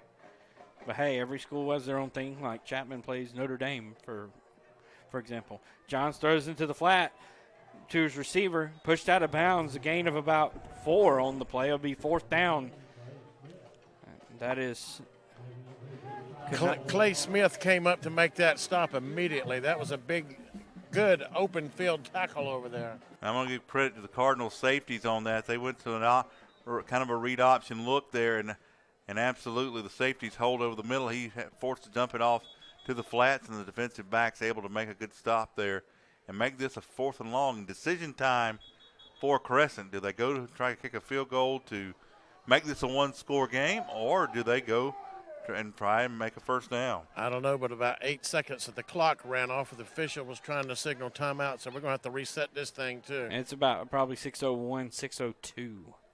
And I've worked these clocks before. They sometimes have a mind of their own here. The buttons stick a little bit, and you can sit there and press them, and they don't stop. So it's not incompetency on the clock operator at all. These clocks, they're about 15 years old, and some of the buttons sometimes they stick. Ooh, I don't know, that's a lot of time they put up there. 6:20? I don't think so. That's a lot of time. That's 18 seconds difference. No, there's no way. Shotgun snap. Johns throws it right side, incomplete of a receiver at the 15-yard line. Intended target was Elijah Ritchie. Had about 3 yards between him and the nearest defensive back. It'll be a turnover on downs for Crescent. Landrum going to see if they can run out the last 6:15 of this ball game. I tell you what, when we start talking about our defensive players of the game, I don't know that I've just got one in mind. We might have to credit this whole Cardinal defensive line, which is just all of them have shared times and going in this backfield and forcing throws like that to come out early and be short. I mean, it's just fantastic effort in pursuit by the Cardinal defensive line all across the board this evening. So Bowers lines up. One receiver off to his left. That is Davis. It'll be a handoff to the running back. I think that's Duncan. Pushes his way forward, back to the line, up to the 20. Gain of 3, second down. At this point, protect the football. Protect the rock at all costs. 2 hands on the football. Even if we do have to hopefully turn some clock off, but at all costs, if you do have to punt again, you have to make sure to protect the football. Cannot afford another fumble deep here in territory. Bowers calls out the cadence. Hands off to his running back. Flag flies in, I think, maybe. Or is that – no, that's the football on the far side. Excuse me. And they're going to give him credit back to the 18. Still be third down and about 9. And I would expect if Landrum is unable to pick up a first down on this play for Crescent to call timeout to preserve the clock, because we get just shy of 5 minutes to go in the ball game. Going to be a full 3rd and 10. See if Landrum can do something here.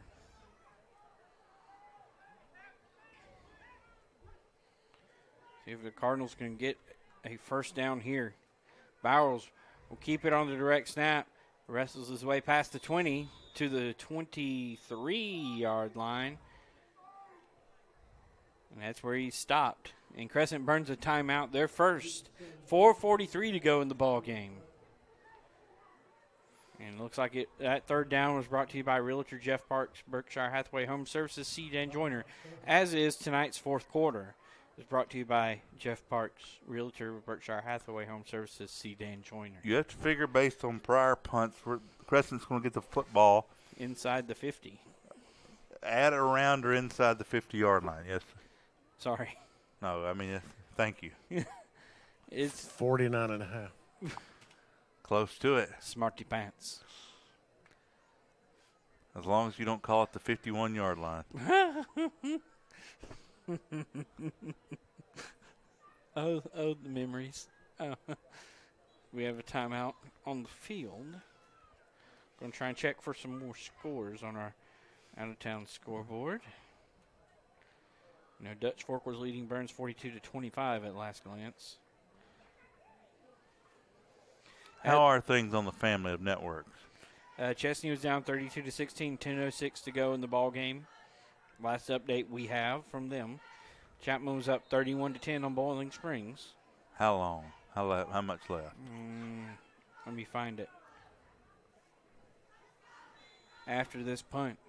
At the end of the third quarter, about 11 minutes ago, it was 38-10, Chapman. So they're at the end of the third quarter? About 12 minutes ago. Going neck and neck here on the sister of networks. Yeah. On the family of networks. had an equipment issue with one of the Crescent players, so he's going to have to be taken off the field. Somehow the referee saw it from about 30 yards away. It's amazing. A little blood coming from our quarterback's mouth, too. Keeps wiping it off. What is going on here? What happened? Did they draw him off sides? What happened, Steve? Because a play never happened. No, fellas, they broke the huddle and they had 12 men on the field. Oh, the official never indicated anything. And I'd like to thank our AD, Mr. Gentry, down here for pointing that out to me.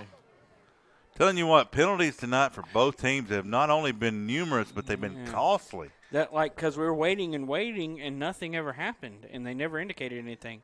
Cardinals offense back on the field on their own 28, 1st and 10 with New Life. Bowers with the quarterback power, kicks out left, hemmed up back right, tripped up at the 30. He went full backyard football there, just absolutely reversed his course, went back to the right, and was able to pick up a few yards after initially looked like it was going to be a loss on the play. Trying to do a little scramble drill. Looks like 22 Ryan Bunlett checking into the game as Keegan Duncan checks out. I don't see Bunlett or like dump truck a guy. You know, he's shown he can lower the boom on somebody, you know. We'll see how much after playing both ways all night. How much? Yeah. How much? 3:50 to go. Hand off to Bunlett. Cuts upfield. He's in the open field at the 50, 45, 40. He's going to be caught at the 25-yard line. 22. Ryan Bunlett. Big carry there. Justin, I think he's got a little more left in him. 20 plus 4. Hang on. Are you going to have to take off your shoes? 45-yard run? Is that right? I think so. 45-yard run by Ryan Bunlett. Justin takes off both shoes to calculate that one. I'm not as sharp with my numbers as our colleague Britt Wilkerson is. You know, he can calculate it like that. I'm trying. So Ryan Bunlett still has some gas in the tank. I hear you, man. 3:25 to go, 14-5 Cardinals. Hand off to Link. He's cutting up field inside the 25. Wrestled. Let's see where he's tackled at. They're going to spot him at the 20. Gain of 5, 2nd down. That Bunlett and Link connection back on the field now. Power and speed. Nice contrast for the Cardinal offense. Looking to make this hopefully the drive that puts this game away. Hey, Bunlett getting some congratulations from his defensive teammates after that big run. Cardinals now happy to let that play clock run. Happy that there's no official clock maybe here to calculate how many seconds are left. Oh man. I'm going to leave that one on. That's okay. They're used to it.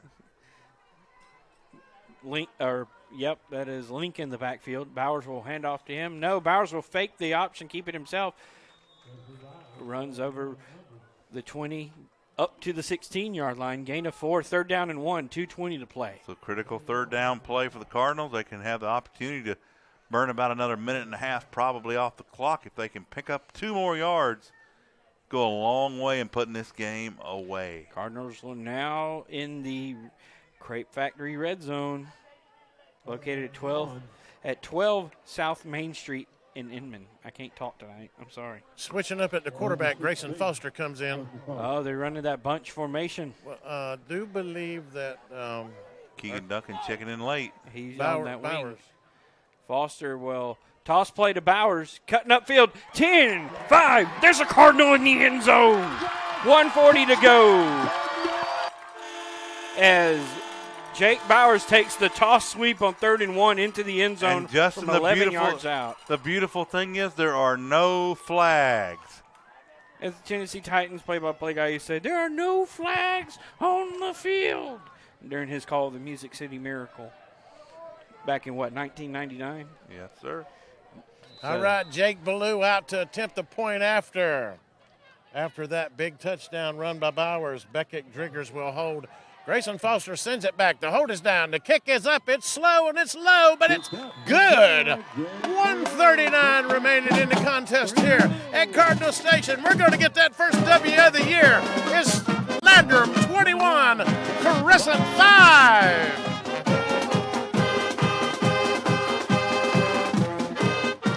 Hub City Martial Arts, located at 13,021 Asheville Highway, Inman, specializes in Brazilian Jiu-Jitsu. Instructors Joseph Brackett and Matthew Legg have over 30 years experience in martial arts.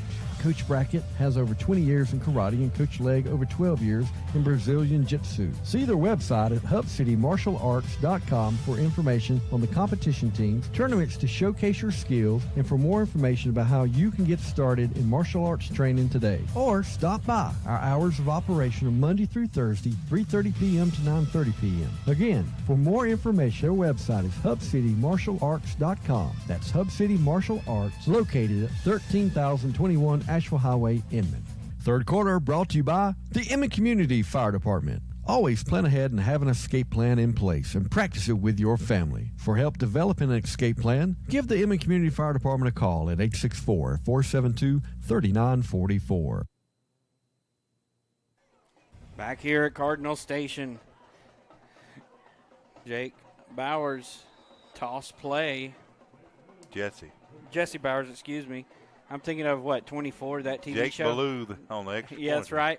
Return man, number 19, cuts upfield from the 15 to the 20, tackled at the 28-yard line. 1st and 10 for the Tigers. They have a long way to go and a short time to get there, trailing 21-5. Well, they're looking to get eastbound and down, but I don't know they're going to have enough highway left. That's right.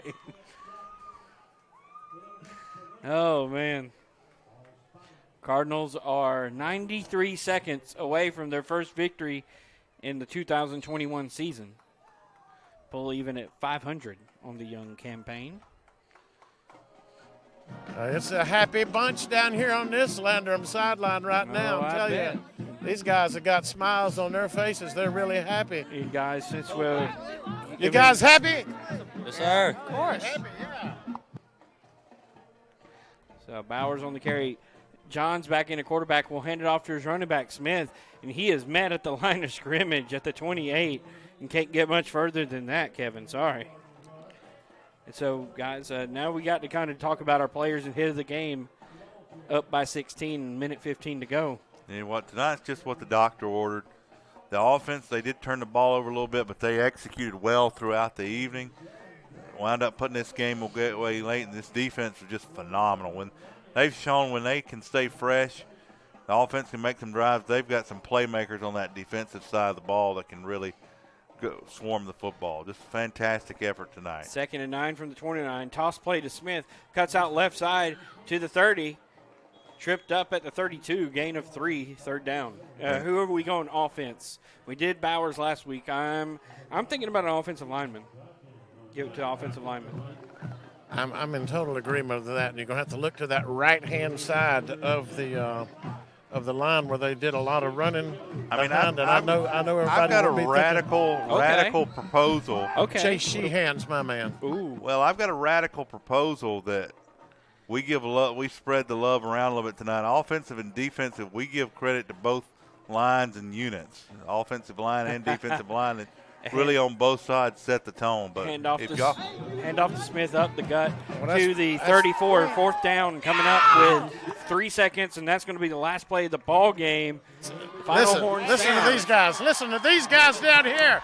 It's a Landrum Cardinal victory, and think these guys are happy? You better believe it.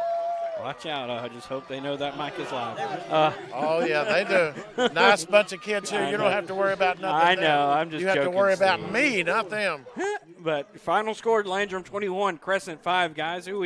Let's Kevin, while we're thinking about it, we got some time to decide on this. Should we go offensive, defensive, or big hit first? Well, we can go offensive right quick. Okay. If y'all saw it, Steve, if you saw an offensive lineman that stood out to you. He said Chase Sheehan was his nominee. Chase Sheehan. I will counter with another guy. He got his first action of the season tonight, Ethan Dugat. Yeah, I don't have any problems with either one of those names. You just cast your vote whichever way you want to. Well, man. I'm looking at it from this standpoint. Ethan has won some awards before, and I like to spread out to that newcomer a little bit. Okay. Well, that's fine with me. Let's go with it. All right, Kevin cast the tiebreaker vote for Chase Sheehan. Is that correct? Absolutely. Defense, who we got? We got several nominees. Yeah, I definitely want to give it to a good defensive lineman. We want the big and maybe not so ugly. So. Well, you could go Ethan on that because Ethan did have a pretty good game at the pass rush tonight. My defensive guy had the pick six. Yeah, I will have to say Eli Quinn. He comes more from the linebacker position. Yeah, but he fills those gaps a lot on run defense as well. So honorable mentions got to go out to Mark Baker. Mark Baker had an excellent game too. So, we might have to start doing this honorable mention stuff too, because a lot of guys, just tonight's hard. I mean, there's a lot of worthy candidates. Oh yeah, myself included. I almost got into one tackle over here. Careful. Chapman up 41-17 in that ball game over Bowling Springs. So you're going offensive player of the game is who again? Chase Sheehan. Chase Sheehan. Defensive player of the game is Eli Quinn. Big hit of the game. Oh, mercy. We've got several choices, boys. Are you going to have to give it to Caleb Emery again for big hit of the game? I think he's got to be in the top 3 contenders.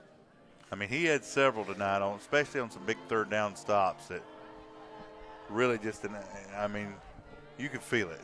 I felt the reverberation off of them down here. Some of these licks these guys were.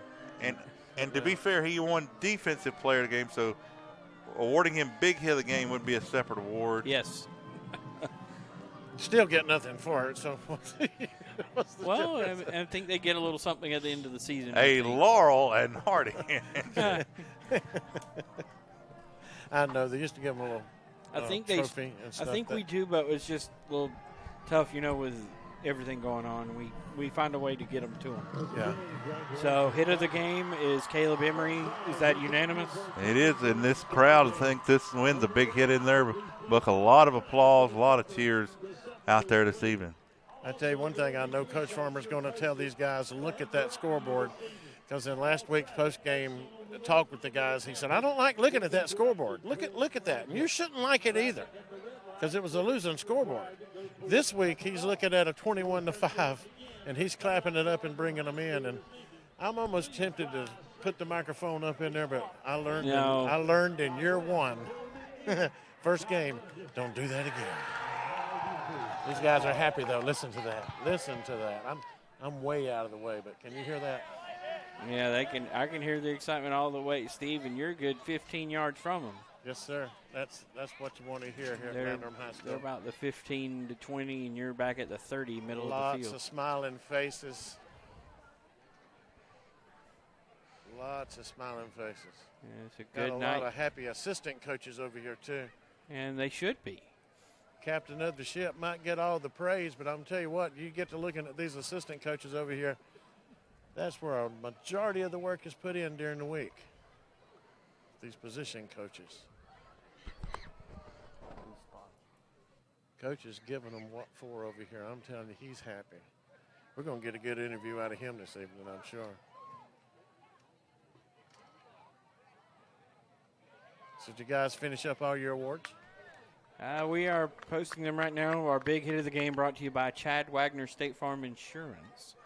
So our Raymond James players of the game, offense, Chase Sheehan, defense, Eli Quinn, big hit brought to you by Fittingly an Insurance Company in the form of our great friends at State Farm. Our State Farm agent, Chad Wagner, 1074 Asheville Highway. So you're going to have to break this down to me, because I'm trying to properly. Here, do you want me to post it? I got it. Properly, you're saying the Chad Wagner State Farm Raymond James player. I mean, no. Raymond James gets offense and defense. Big hit goes to State Farm. Okay. Yeah. Well, now I've got it then. If you got yeah. it. So Chad Wagner is the offensive and defensive player of the game. Nope. Flip it. All right. Okay. Raymond James has our players of the game. Our great friend, Raymond James Financial Advisor Tom Dixon sponsors our players of the game. Also, voice of the Bowling Springs Bulldogs. I get that. So for big hit of the game, State Farm Insurance, State Farm agent Chad Wagner. So we can't wait to hear from our head coach, Jason Farmer, after tonight's victory, as I see him making his way over to Steve now. I'm telling you what, it's a very, very happy coach here this evening. And Coach, I remember last week in the post game, you turned to that scoreboard and you told those guys, look at that.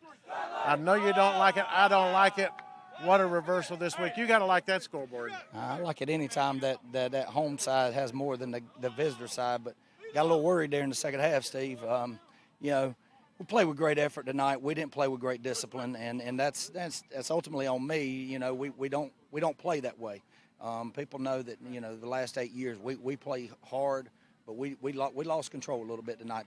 But it all worked out. We won. We're 1-1. Happy for the kids, you know, and we go back to work tonight just like we did last week. Well, as a broadcaster unit here, we don't get into other things like that, you know, attitude and such that a player may have. Football is football, and sometimes things happen. But offensively and defensively tonight, you were clicking very good for a team that had struggled the week before and lack of practice time. And it just seems like this week that bunch formation was really working for you. And the right side of that offensive line, I think we gave a couple of those guys our award this week. Good. We went with that offensive line. Well, good. That's a good choice. And, yeah, you're right. I mean, we finally had a full week of practice, Steve. And I don't want to say that, you know, our kids played hard. We play a little smarter when we get into region championships and everything. Hey, Tommy. All right. Get into region play and stuff. I mean, you got to play a little smarter. We just had too many penalties. We got to clean that up. How many of these young guys from the junior varsity came up to play this week for you, and how many of them actually we saw dressed some out action? There towards the end, we probably had some out there, but we had 10, probably 10 pulled up. Okay. So. Would you? I just noticed something here at the end. Grayson Foster has really come on defensively for us, and the great pick six, Eli Quinn here. We dropped a couple that were kind of gifts, and I told the guys, I said, these boys are going to remember that for 50 years. But I'm impressed with the play of Grayson Foster at the defensive back. He is fresh, and he's coming up and making some good stops. Grayson and Ryan has had the best offseason of any two kids in our program. All right, Grayson Foster and Ryan Bunlett.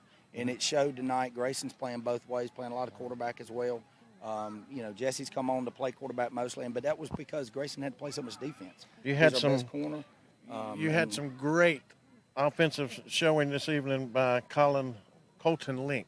Yeah. Who came in. Just a sophomore. Sophomore. And if it hadn't been for 2 plays being called back, the kid would have had over 100 yards in the first half. That's right. Yeah, I mean, and he's got some speed now. He's just a sophomore coming up from our JV. And, you know, again, we can't have the yellow laundry on the field. But, you know, I mean, on the first long run, we had a block in the back, and our receiver was just trying to make a play. I mean, you know, those kind of penalties I'm okay with. We just can't have the penalties that we lose control. You know, we just got to play the next play, and we will. We got a young team. We got 26 sophomores, and not on this team, but probably 14 on this team. And like last week, we had 15 sophomores on the field, and tonight we did too. That's a young team. They didn't play on Friday night a lot last year, all right? And so young teams are going to do stuff like that. But our seniors, we need to step up a little bit. We just talked right there about being better leaders on the field, and they'll do it. They'll do it. They just wanted to win so bad, and I wanted to see them win, and I'm just a happy head coach tonight. We're glad you're happy, because when you're happy, we're happy. All right, Steve. Great guy. Great guy right there, guys. That's one of the better coaches in 2A in the state, in my opinion. It's just a wonderful man to talk with. Back up, you guys. I'm going to make my way up. Thank you, Steve, for that post-game interview. But coaches' interviews tonight brought to you by the Brian T. Smith Law Firm located in Greenville. Give them a call at 864-239-2007 for any incidents that are specifically related to personal injury and accident law. But, Kevin, a good night for the Redbirds. They get their first W of the season after a tough way to open the season last night. Just fantastic. Or last week. Fantastic execution on both sides of the ball. Again, it's early in the season. Coaches are right. There's a few things that they need to focus on, primarily ball security on the offensive side. Defensively, you just really ultimately maybe a couple of things to stay in more control and, you know, stay in yourself and don't allow the cheap penalties that can happen later in the game. So just maybe a little discipline, but overall, you know, just a fine effort. There's not a whole lot you can break down and just really find fault in this week's effort.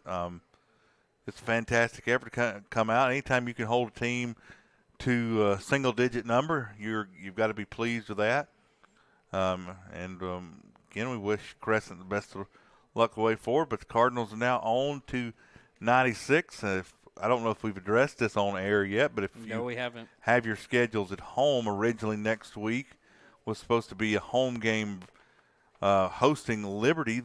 That JV and varsity series, both of those games have been canceled. Varsity now on the road at 96.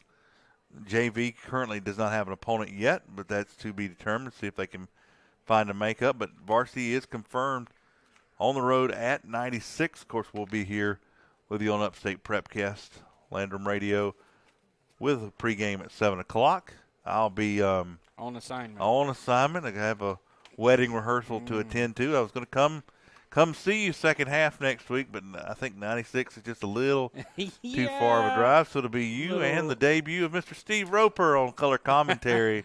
And who knows? I believe it's at least us two. Who knows if our CEO or our boss, Britt Wilkerson, may add a third person. Who knows? I don't know. As far as I know, it's just me and Steve, and we're going to call a ball game, hopefully call another Cardinal win, man. I know Steve is looking forward to it. Yeah. He can rest his feet for a week here and be wishing y'all the best. But Justin, again, a fine effort here tonight. Cardinals improved to 1-1 on the year, and everybody gets to go home happy on this Friday evening on this Labor Day weekend. Yeah, a long weekend of high school football, college football tomorrow. Today was College Colors Day. I'm wearing my North Greenville football hat as they open their season tomorrow against the Limestone University Saints. They're not college anymore. Limestone's a university now. That's taking some getting used to, like Converse is a university. If you are out there and would like to sponsor Upstate Prep-Cast, possibly the oxygen provider of Steve Roper's post-game interviews, can be brought to you by your company. Insert name here. He's got a good laugh out of that one. Sponsored by Marlboro. Whoa, careful. Oh, man. That's quite the walk up through there, guys. Oh, yeah, I've made that walk. Yeah, you made Justin make that walk a couple times tonight already. No, it's because the producer, one of the producers over here forgets to say, hey, I need to give you batteries, because I bring batteries and stuff for our microphones. The producer, Justin Mathis, forgot to tell the talent, Justin Mathis, to walk down. Anyway. But, guys, a good night for the Redbirds, and they're at 500 through 2 games this year, as they have, 3 non-region games as we speak left on the schedule. As it currently stands.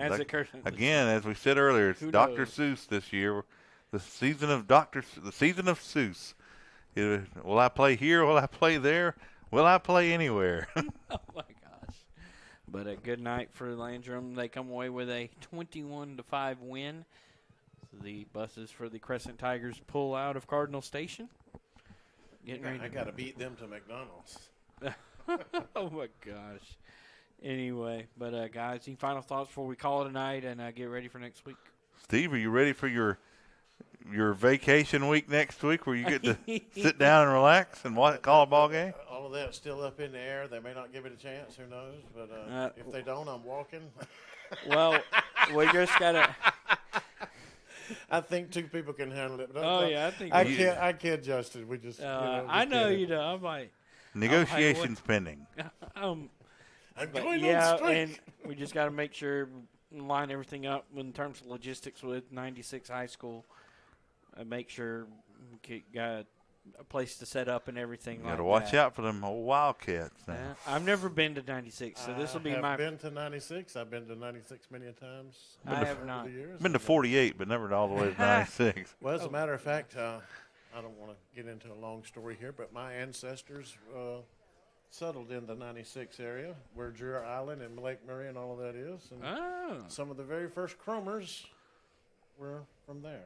Okay. Immigrated in 1733 from Baden, Germany. So don't ask me about my family history. I know.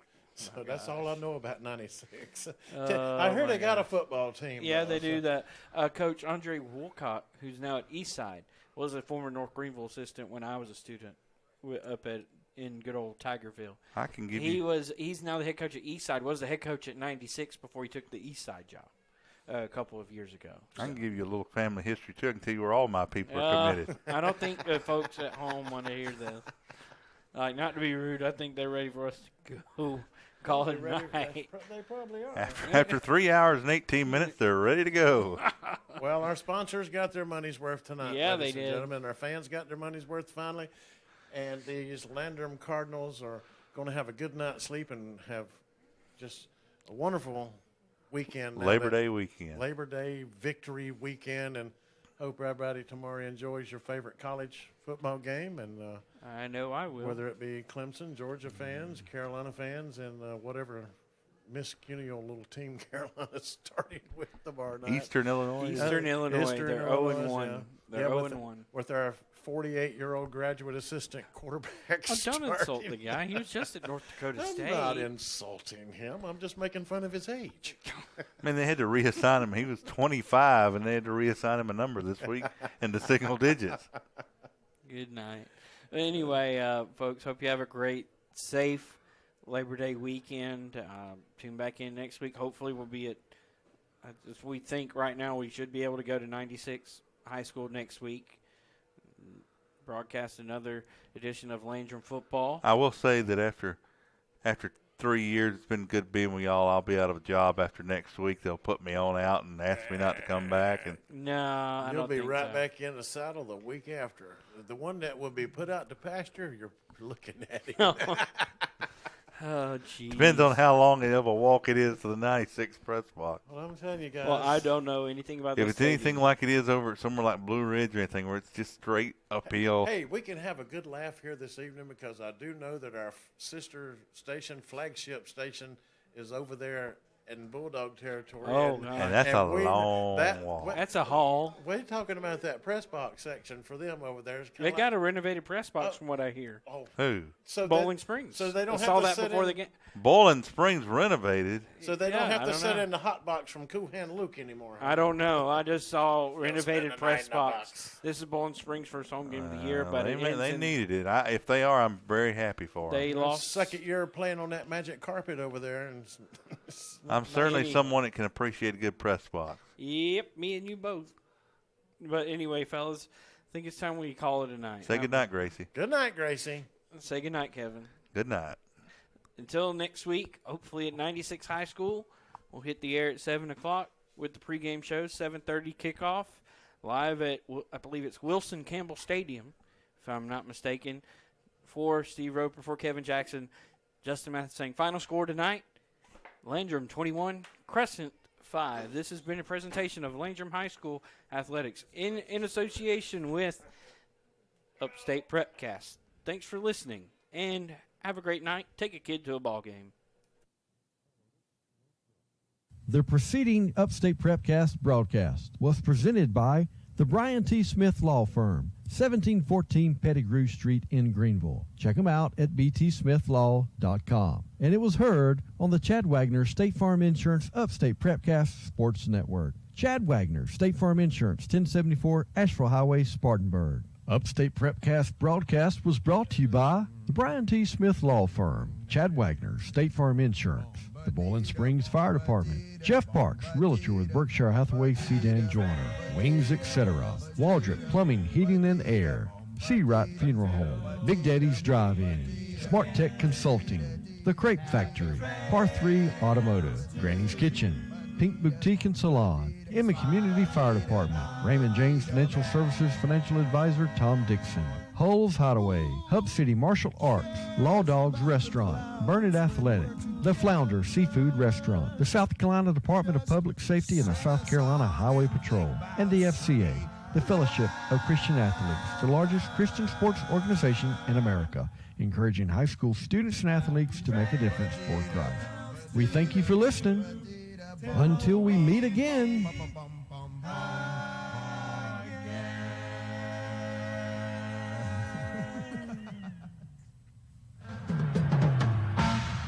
Elvis has left the building.